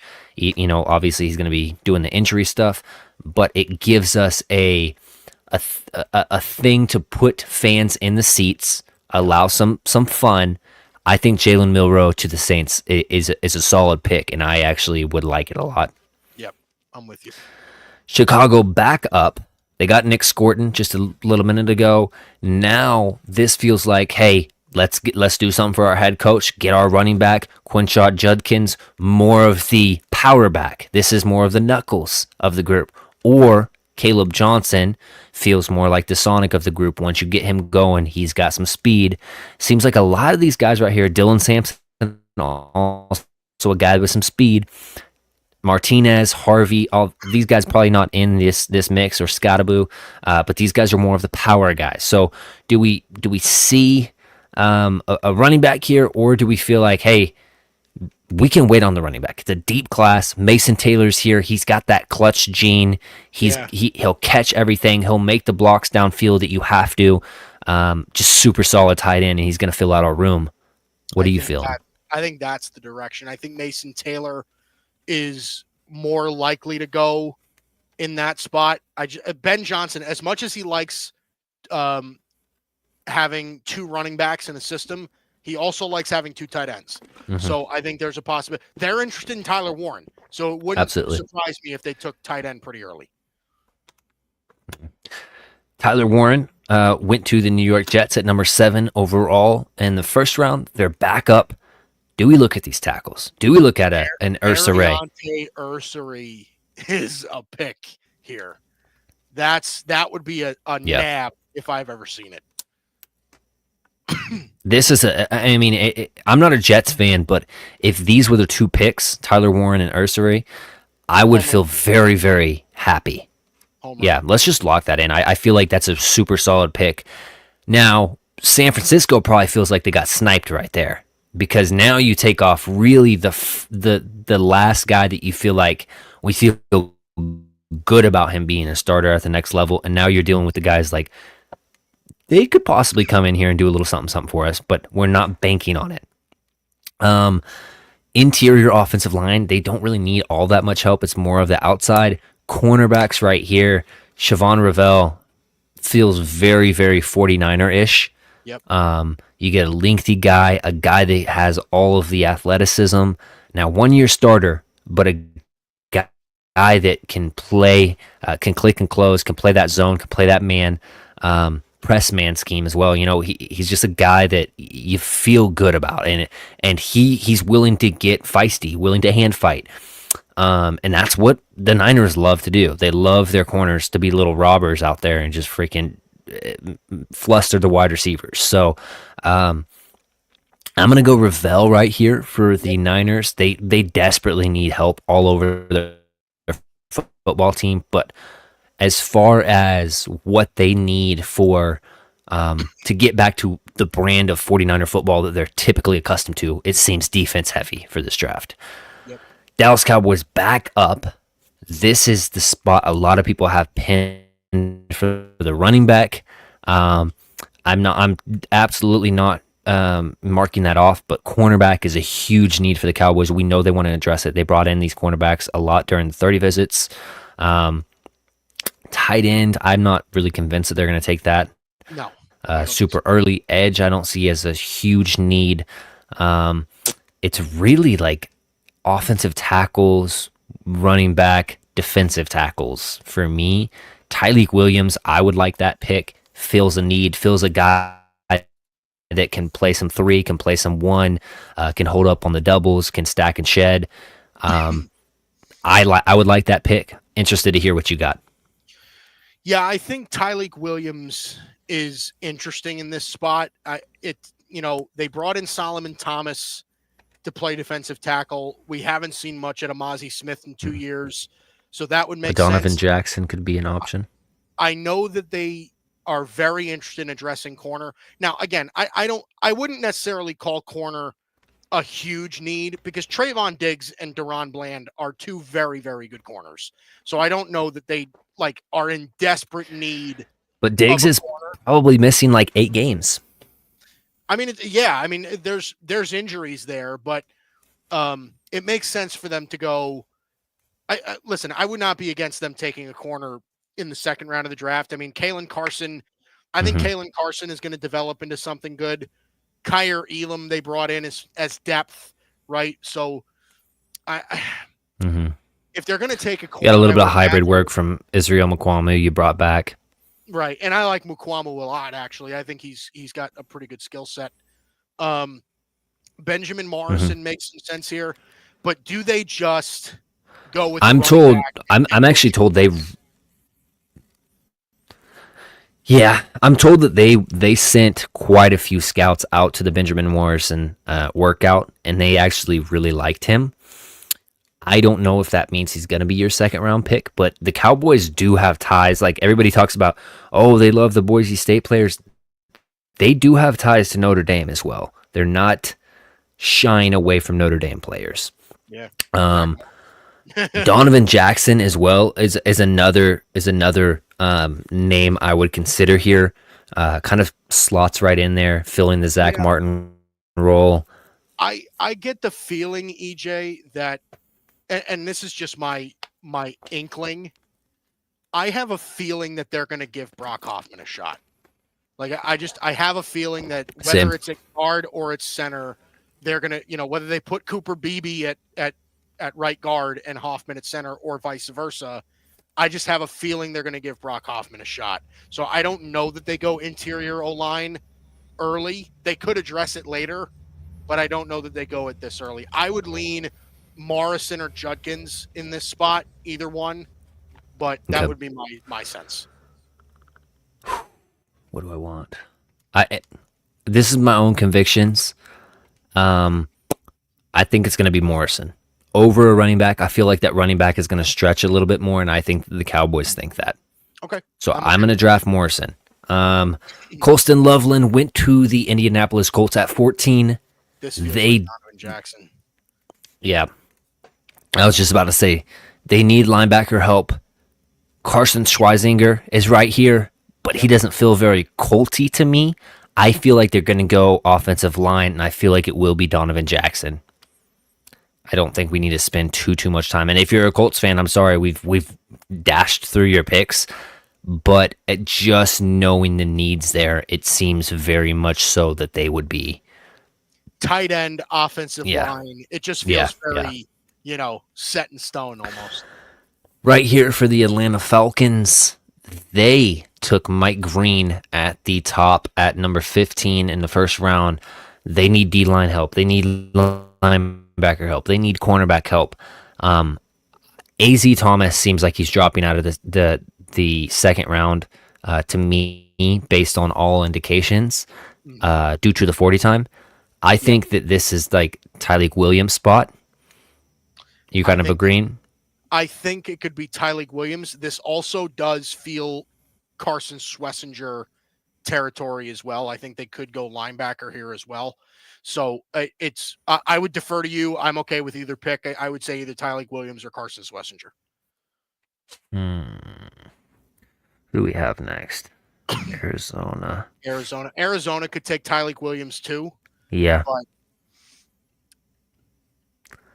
Yeah, let's go Carson right here. Um Man. Do we just want to lock in Williams? It feels like very yeah, chalky, but I think Williams is going to go early to mid second round. I think this is a good spot for him. okay. Miami up here, Anthony. We've got a resident Dolphins fan in the building right now. Az Thomas is on the board. He's a guy that, if you know his bloodlines, shares some bloodlines with his brother, Wanye Thomas, safety for the Dallas Cowboys. So Yep. he has some, and I wonder how much teams are going to view him as a safety now with that 40 time out there. And I mean, I want to say like a 4.6, and that was at his pro day. So you know that at the combine that would have been worse. Right. I wonder if knowing that 40 time, they're like, yeah, he's a guy that needs to transition back to safety. Do they double dip in corner this early? Like, do they take two corners with Hmm. back-to-back picks? I just get the I don't feeling know. that they. I don't know. I'm not sure they do that. Xavier Watts, though, I mean, that's enticing. A Xavier guy that Watts, can get his hand on balls. yeah, What was it, like 11, 13 something interceptions over the past 2 seasons. Right. Like a guy that is just a ball hawk, free roaming guy that can who can tackle though. Yep. I really Xavier Watts is one of my pet cats, so I really like him. I do. Let's look at the I would D go with that. line really quick. Look, Darius Alexander and and TJ Sanders are viable options here as well. I also would not be surprised if we saw Alfred Collins go higher than we think as well. So, yeah, I think it's either D line or Anthony's safety. saying I prefer Kevin Winston because of the type of safeties that Weaver likes, long and lengthy. So Kevin Winston makes sense. I feel like if you're going to go Winston, you could probably wait to the third. It would definitely be a reach on my board, even though I do like Winston. Really, probably top two in tackling, behind like Starks, in my opinion, amongst like the top safeties. Who else did he say? Really quick, look at corner. That's right. AZ Thomas is up there. Jacob Parrish. I like Parrish. I really like Noel Williams. I feel like both of those guys are third round guys that could sneak in the back of the second. Porter, I have not watched at all. I don't really know. Burke is a guy that I feel like he's more of like that fourth round grade. Kobe Bryant, I really liked Kobe Bryant's tape. Just he's very skinny. Will he hold up, or will he be another Emmanuel Forbes? I don't know. Kind of my take on it. Have you watched Darian Porter? I have watched Darian Porter. He's a solid player. I would give him third round for Darian Porter for me. But I listen. I just like I said, I don't get the feeling that they're going to double dip this early. I think they probably. I think they would go corner in the first, and then maybe address it again in the fifth, or something like that. But again. Drafts are funny, so it's interesting. I don't know. I think Xavier Watts makes a lot of sense for them. I was just gonna say either Watts, Alexander, or Tate Ratledge. I feel like he's very solid. I know like Wilson is a guy, but I don't know that they necessarily need a center. I don't know. Let's rock with Alexander, because it feels like those guys aren't going to extend as far back as some of those safeties. Good. And I don't know. I'm curious to see what Anthony thinks about this pick, if he's watched Alexander. Staying away from mileage because of the injury, I would prefer Wilson. I guess he's talking about Ratledge. Yeah. Yeah. And Wilson is like that. I think he's only been a starter for 1 year. So yeah, interesting. But yeah, he's solid. I think he's probably going to be the first center that go off, if you're not counting Gray. Shamar Stewart went 17th overall in our final mock draft to the Cincinnati Bengals. They need some D-line help. They need interior offensive line. They need safety help. Do they kind of go with a ball hawking guy they've had in the past there in Xavier Watts or Andrew Makuba? What are we thinking here, Mike? I mean, they're not like hurting Sanders. at safety, but because like Chino Stone is solid, Jordan Battle, Dax Hill plays safety on occasion. Like I don't know that they're hurting at safety. A defensive line, they need a lot of help. So that wouldn't surprise me if they. I'm looking at TJ Sanders right now. Yeah. Alfred Collins has moved up the boards quite a bit as well, which is interesting. Yep. But he's another guy that I've heard has some injury stuff that's underlying right now. Mm-hmm. So, but I think Sanders right here. What are you kind of I feeling? agree. I think Sanders is a solid spot here. This is kind of where I've been pinning possibly a receiver for the Seahawks. Yeah, right. And I you've got quite a few good ones. Higgins up here, Harris, Noel, or Jalen Noel, should I say? Beck. I know that here's your guy, Ao Manor, and then my guy, Ohio Royals. State, So, Jalen Royals, and right? then Torrey Horton, who I'm a huge fan of. I don't know I that he think goes second, but he's not going to go second, and neither is Xavier Restrepo. But I think like those guys oh in the no, third make a lot Restrepo's of probably going to go fifth now. really. Hmm. Yeah, unfortunately, whoever the agent of Restrepo is needs to seriously question what kind of advice he's giving out. Because if you saw Restrepo running that consistent 40 time and you told him to go out there and run that, it killed his stock, dude. Killed it. And I know he's more of that quickness guy, more so than actual speed, but there's just not a lot of guys with that size to speed ratio that work out in the NFL. So, I'd be very surprised if he went in the third. Fourth, fifth is kind of where I'm feeling for Restrepo now. Should we just go kind of Jaden Higgins or maybe Trey Harris based on kind of the DK profile of bigger guys that can win? Yeah, I think Higgins or Trey Harris make a lot of sense. Trey Harris that would bring them back to a DK Metcalf-ish type of pick. Both Ole Miss players too. So Right, exactly. That's yeah. kind of where I'm at right now too. So yeah, Okay, let's go Trey Harris then. Marion Hampton in the first. They turn right back around and get Jaden Higgins. I would really like that in my opinion, but let's check out the tight ends that are still up here. Elijah Arroyo, Harold Fanning, I think is more of a third rounder. The rest of these guys, third round. Yeah, I think Elijah Arroyo is a solid pick here if they were to go for it. I know they want to address tight end. They missed out on Loveland. They missed out on Warren. Obviously they missed out on Mason Taylor now. So, do they try to address the tight end before they address wide receiver? I'm not, that would be the impression I get, but I'm not sure. Mike, do you like Gunnar Helm? I personally, Ferguson's my guy because I'm an Oregon fan. I like Fannin Jr. I just feel like he's kind of that. He has that weird feet whenever he's running, but he catches everything. Somehow gets open, even though he's not a great route runner. Ferguson, not a great blocker, but can block for like 2 seconds and then go out on those routes and just be a demon right there. Gunnar Helm, though, is the guy that I feel like is underrated. That will go a lot earlier than people anticipate. How are you feeling with that? I think Gunnar Helm is possible at the end of the third, and then definitely in the fourth.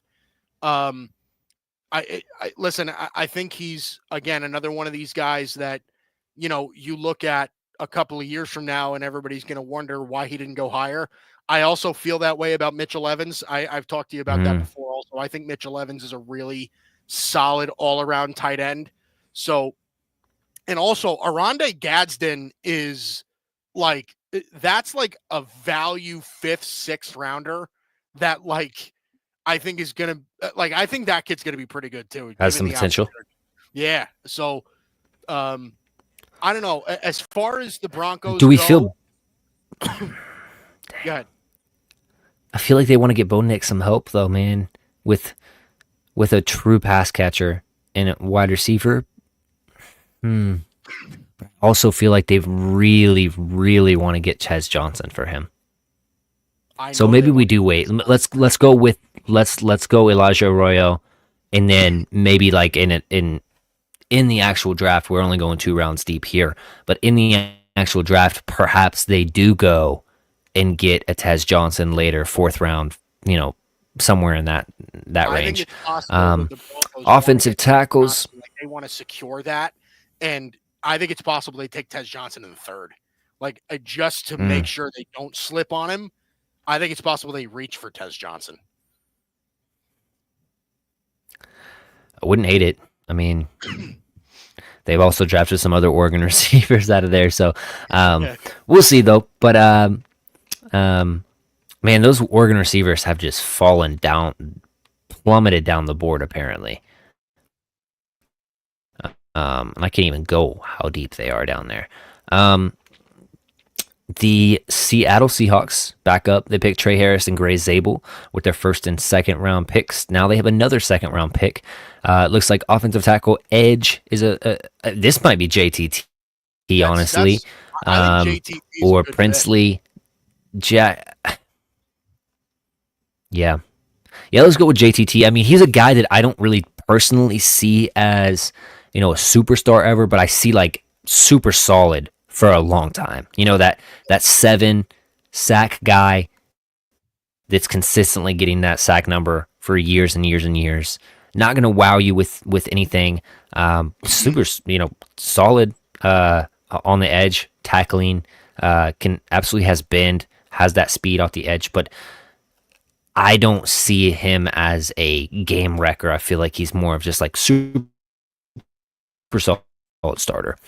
Um, Tampa Bay back up, spent the pick on the linebacker early. Safety would be interesting for them. I know that they got Winfield back there. Do they have another safety I'm forgetting about? I feel like they had another one that's pretty decently good.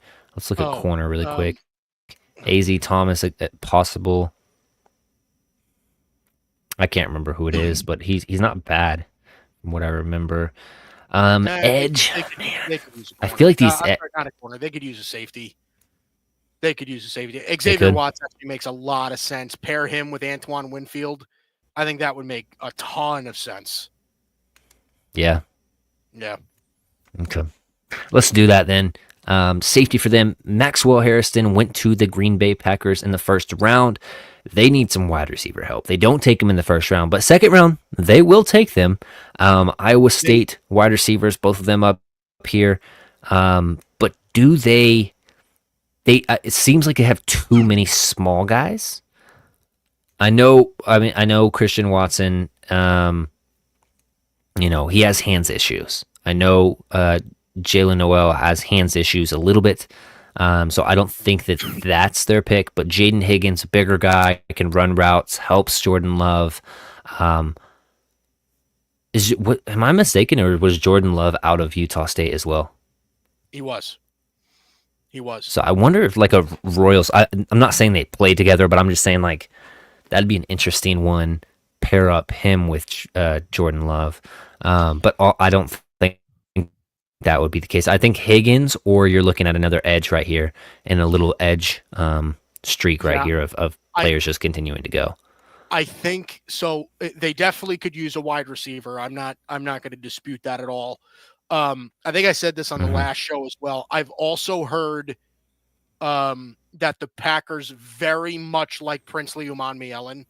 So it would not surprise me if they ended up going with Umanmielen in the second round and addressing the edge. They've also kind of been pretty public about the strategy they want to use in this draft, addressing defense with their premium picks. And like I said, that should surprise nobody because that's what they always do. So if it were me predicting the pick, I think Princely Umanmielen and the Packers are a marriage waiting to happen. Okay, we're gonna knock it out and go with Princely Umamin Melon. You're gonna have to pronounce that draft night. I'm sorry, I can't do it. But I hey, Umanmielen. Okay, I think I got it. Here to the Michigan Wolverines. Just kidding. Los Angeles Chargers. But it feels like that's what they're building here. They need some tight end help. They need some wide receiver help. What is Johnson or Johnston? We don't know. They're probably not going to take another TCU guy. But Jaden Higgins seems like a bigger guy, fits what they want to do, can run routes, smooth hands. He would be a solid pick in my opinion. Looking at the edges, Jack Sawyer seems very, hey, let's replace what we lost in Joey with Jack, a guy that, like I said, I feel like he's never going to be a superstar, but super solid player for many years to come. I'm high on Jordan Burch. I feel like he can play inside out, has the versatility, can set the edge on the run defense. He's a guy that, like, the numbers don't pop out to you, but he's a guy that missed games. Like, I think he missed 4 games. At the very least, he missed 4 games. Might have been more. So if you factor that in, his numbers are actually pretty decent. What are you kind of feeling? Or we can go tight end. I mean, I don't think that these guys are going to go second. I personally I Gunnar think Helm, I Jade, think, could go second as like a crazy one, but yeah, I think Jaden go ahead, Higgins Mike. Sorry. as a receiver makes a lot of sense for them. Jalen Noel also, I mean, either one of those Iowa State receivers makes sense to me. Mm, Jalen Noel is an absolute, like you said before, he's an absolute monster as a route runner, and that's something that they don't really have with Quentin Johnston.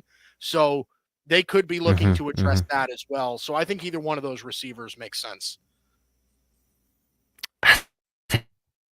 Higgins is going to go before just based on the size profile. Yeah. Anthony, I don't think that I have seen you send me your mock draft on my Twitter. I checked it a little bit earlier. If you do want us to do that, we're almost going to be done here in a bit. Please do send that. We absolutely will do that if you are still in here. Wide receiver here, cornerback, edge. Let me see.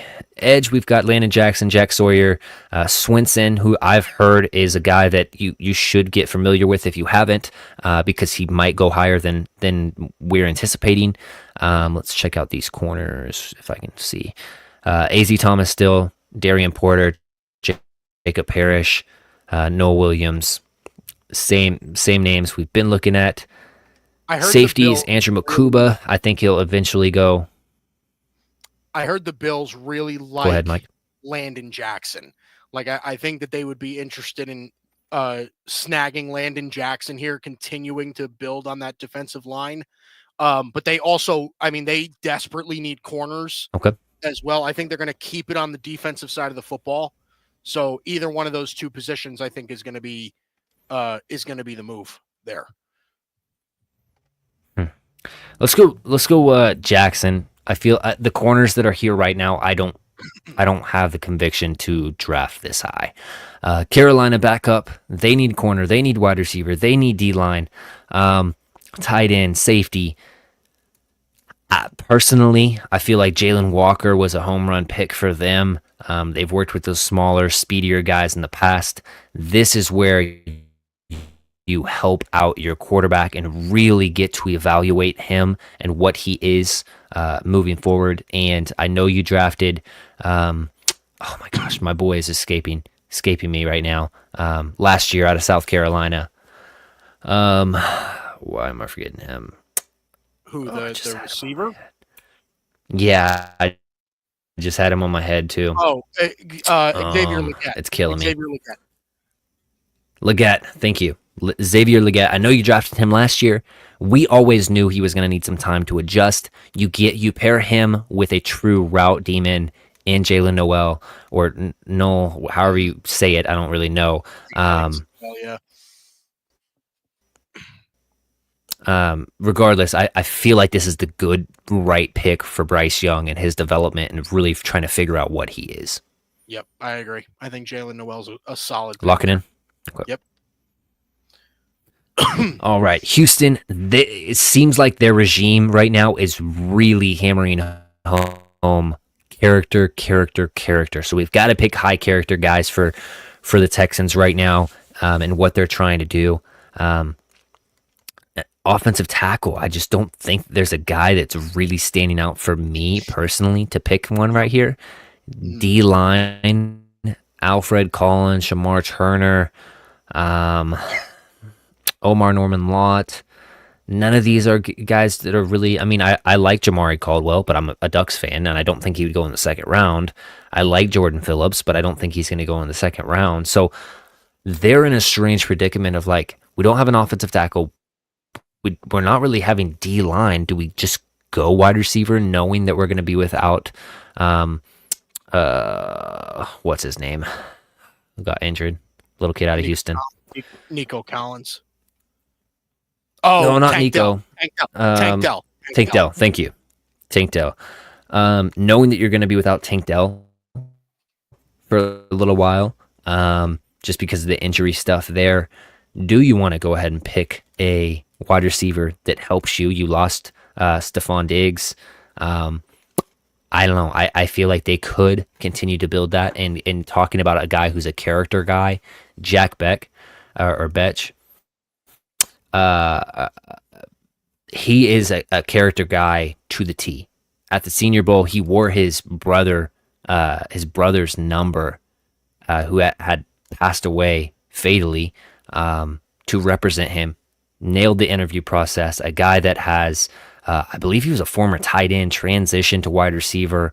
Just a guy that is all about ball and being the best that he can be, but presenting the team in the best way that he can as well, and the people that he's sharing the spotlight with, family, friends, everybody. This is a character guy, if I've ever seen one. Um, Yeah. how are you feeling about that? Yeah. I think Jack Beck makes sense. Alfred Collins is the other guy I'm looking at here as well. It just depends on the Mm, direction they want to go true, in. true. So I would say if it were me making the decision, I would say it would be between Jack Beck and Alfred Collins. Yeah, no, I am going to go Collins strictly because we know they have a defensive minded head coach.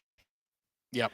And a guy that also comes from the Niners, like a guy that knows the importance of trench play and a guy that can stuff the run and make a team one dimensional. So Alfred Collins, who also can get after the quarterback a little bit. I mean, I'm not trying to undersell him either.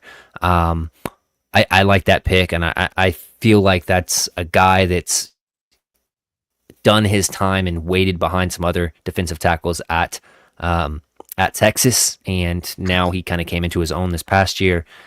He's ready for the big leagues. He's going to fit right in there with a Will Anderson and some of those other pieces they have on that D line. Baltimore Ravens up here at number 59. They're always a super good drafting team. They need some edge help. Do they just go, hey, let's just pick good players? Jack Sawyer's right here. He can help us. Swinson, like I said, he's probably going to go higher than we anticipate. Do we pick him? Interior O-line guys, you're looking at, and I'm almost looking at Emory Jones kicked inside. What are you feeling with this stuff? I think that interior O-line makes a lot of sense. I think there's a possibility they go guard in the first round. Jonah Savanea makes a lot of sense for me. I think he fits a lot of what they want to do. I think if it were me making the pick, I would say Jonah Savanea is the guy I would take. I haven't watched him. I have watched a little bit of Tate. Is he more of a power guy? Is more of an outside zone kind of a guy? What are we seeing with him? I mean, I think he gives you a lot of versatility in that respect. He's absolutely massive, right? 6'5", 336. He's a monster. He's a bit more of a it's tough to say. I'd probably say he's a little bit more of a zone run scheme guy, but I think he provides a lot of power. So I just kind of Okay. think he's, I don't know. I think he's fairly versatile. I don't think he's really one dimensional as far as systems he can play in. So I think he's, I think it would make sense. Yeah, and I'm going to follow that interior offensive line pick with another one of my own, Tate Ratledge, for the Lions, re-bolster that offensive line. I think that what we've seen is if you give Jared Goff the scheme, all that's left for him to be a really serviceable quarterback and a above average quarterback at this level is time in the pocket.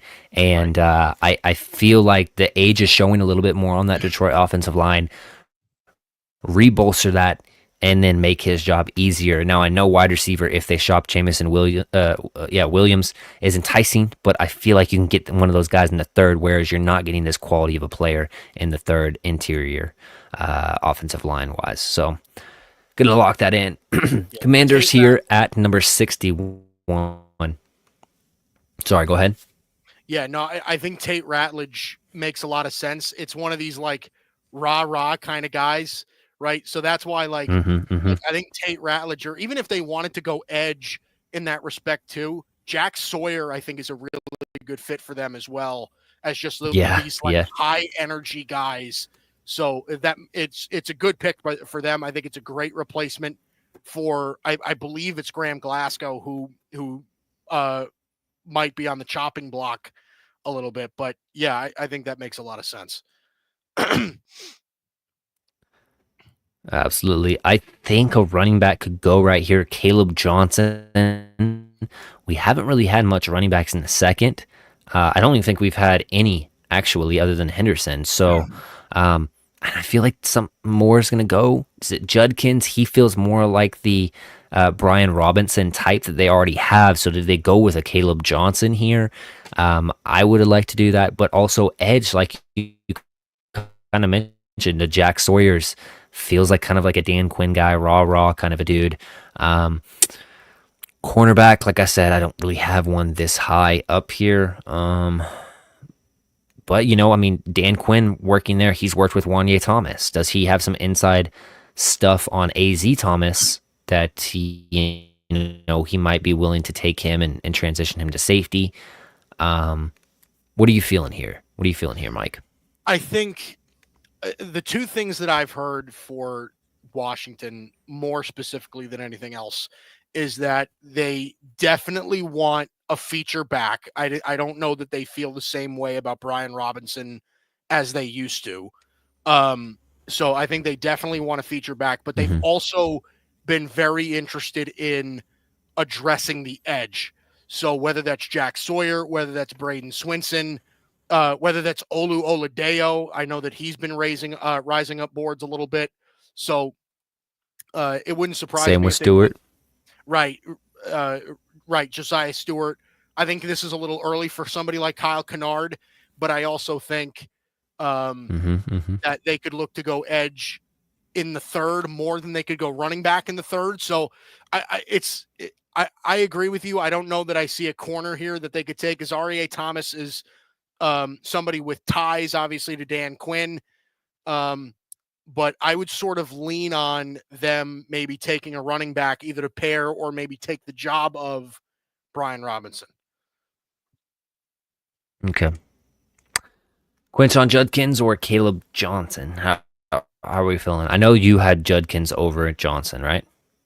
Yeah, I like Judkins as a back over Caleb Johnson, but you're right. I mean, as far as fit is concerned, Caleb Johnson does sort of fit. If they want to keep Brian Robinson altogether, Caleb Johnson does fit a little bit more as like as more of an elusive-ish type of back, as Quinshon Judkins is power. But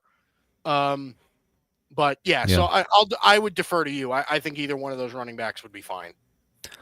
I'm gonna go with Johnson. He's rated higher on my board personally, and feel like he's that 1-2 to the he's that 2 to the 1's punch.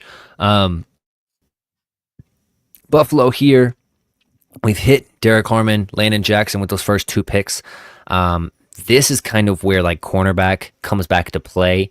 Porter would be interesting for me. Jacob Parrish would be interesting for me.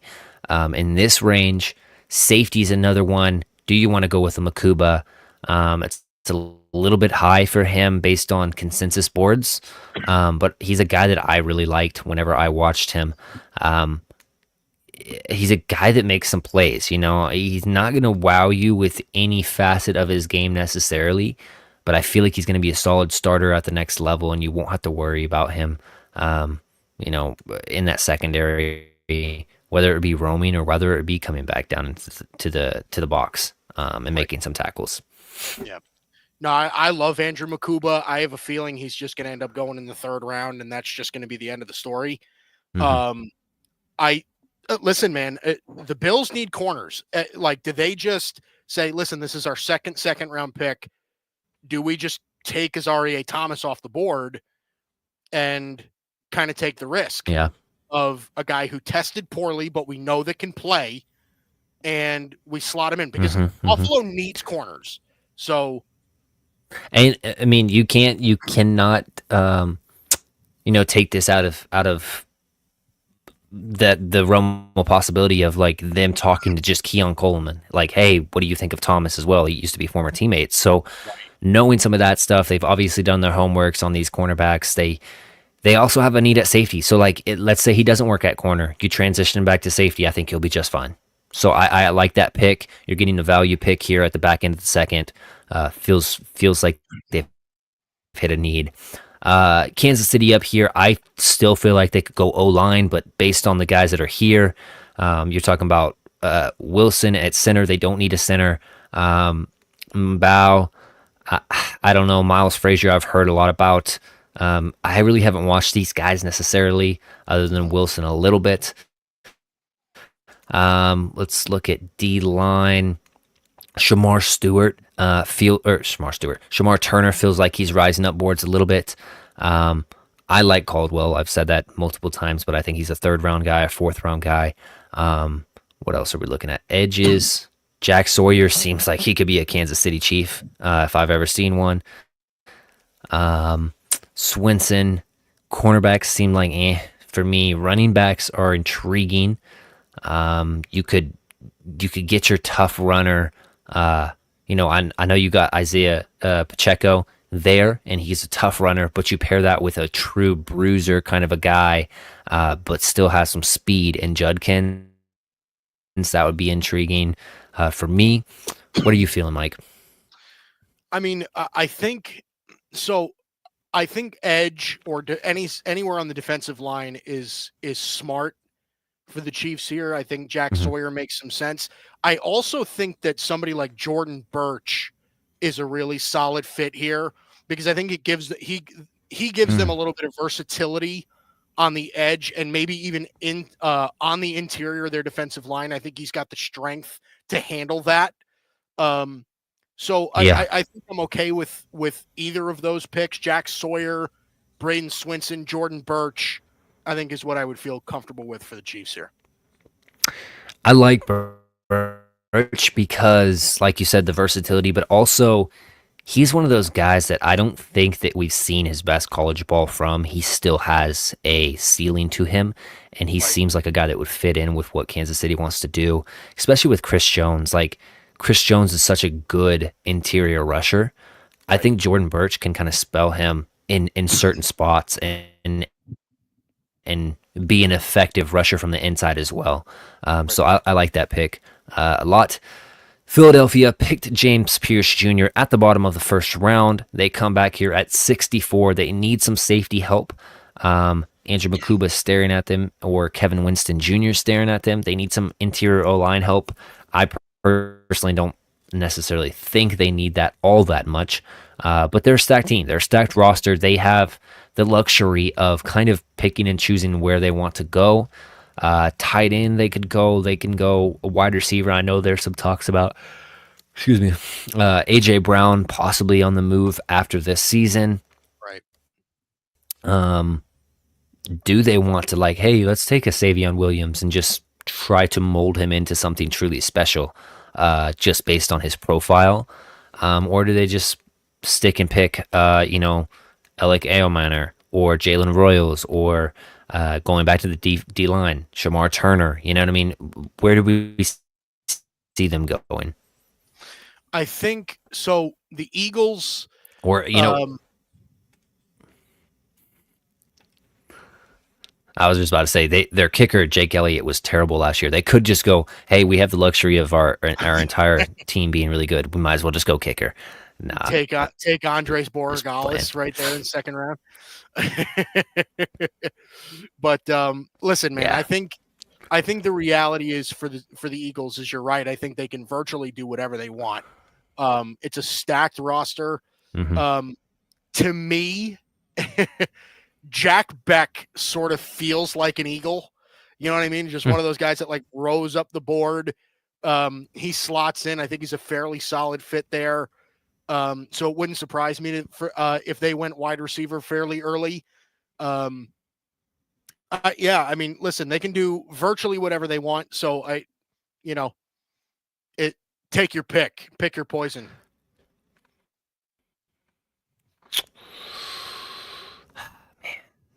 The best players on the board is really a running back. They don't really need a running back, or edge. They've already picked an edge.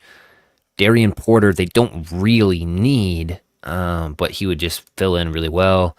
So yeah, let's just give him Jack. And I hate how it only gives you the one team. Oh, I guess you can scroll through. I'm not going to do all that. If you hit And let's go save, back up DJ, it onto shows you the whole these thing. screens.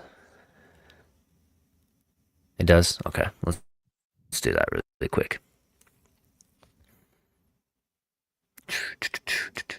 And I would just scroll through. I'm not going to mention all the names like I did. But I'll just scroll through kind of slowly so you can get a feel, and then tomorrow night you can come back and tell us how much of an idiot we are. Um, and say you guys were completely wrong about this. We know we're gonna have wrong picks. This is not the point of the exercise. The point of the exercise is to get our picks out and kind of what we would do, but also keep it in the realm of possibility, and realistic possibility, should I say, and just have fun doing this. We spent so much time, countless hours watching these players, investing our time, because it's not like we have a network we're getting paid for to do this. We're just having fun, group of buddies getting on here for the Gryd network and looking at these players. So getting on here, getting to do this in front of the people that do watch this, and hopefully tomorrow we're gonna have a whole host of people in here, and we also have Bryson with us. It's just a lot of fun, man. Great journey. I won't even use the word good. Great journey with my guy Mike. We had some hiccups along the way with sickness and stuff we had to do, but eventually we dialed it in. We've got some really good episodes these past few weeks, and it's been a lot of fun, man. Any final closing words that you want to say before tomorrow night, man? Yeah, it all comes to fruition tomorrow night, man. It's like you said, it's been a whole lot of fun doing this.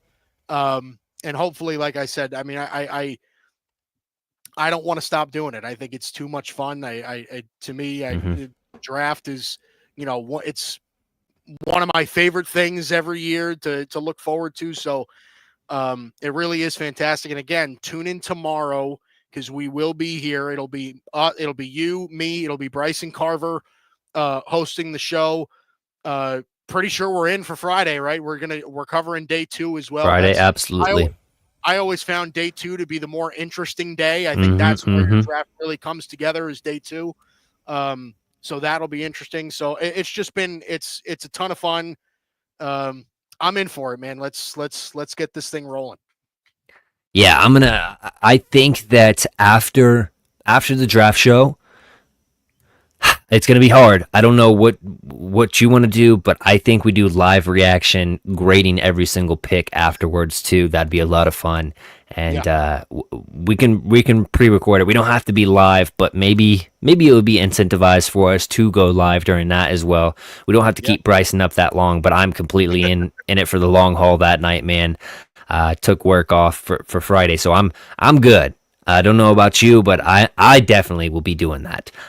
So yeah, a lot of fun, and man, I just can't wait. It's here, and we're gonna be doing it tomorrow night and Friday for sure. Saturday maybe a little bit here and there. But yeah, just continue to stay tuned. Like, comment, subscribe on the videos, follow us on Twitter, X, whatever the hell you call it, and we'll be back tomorrow night. Peace.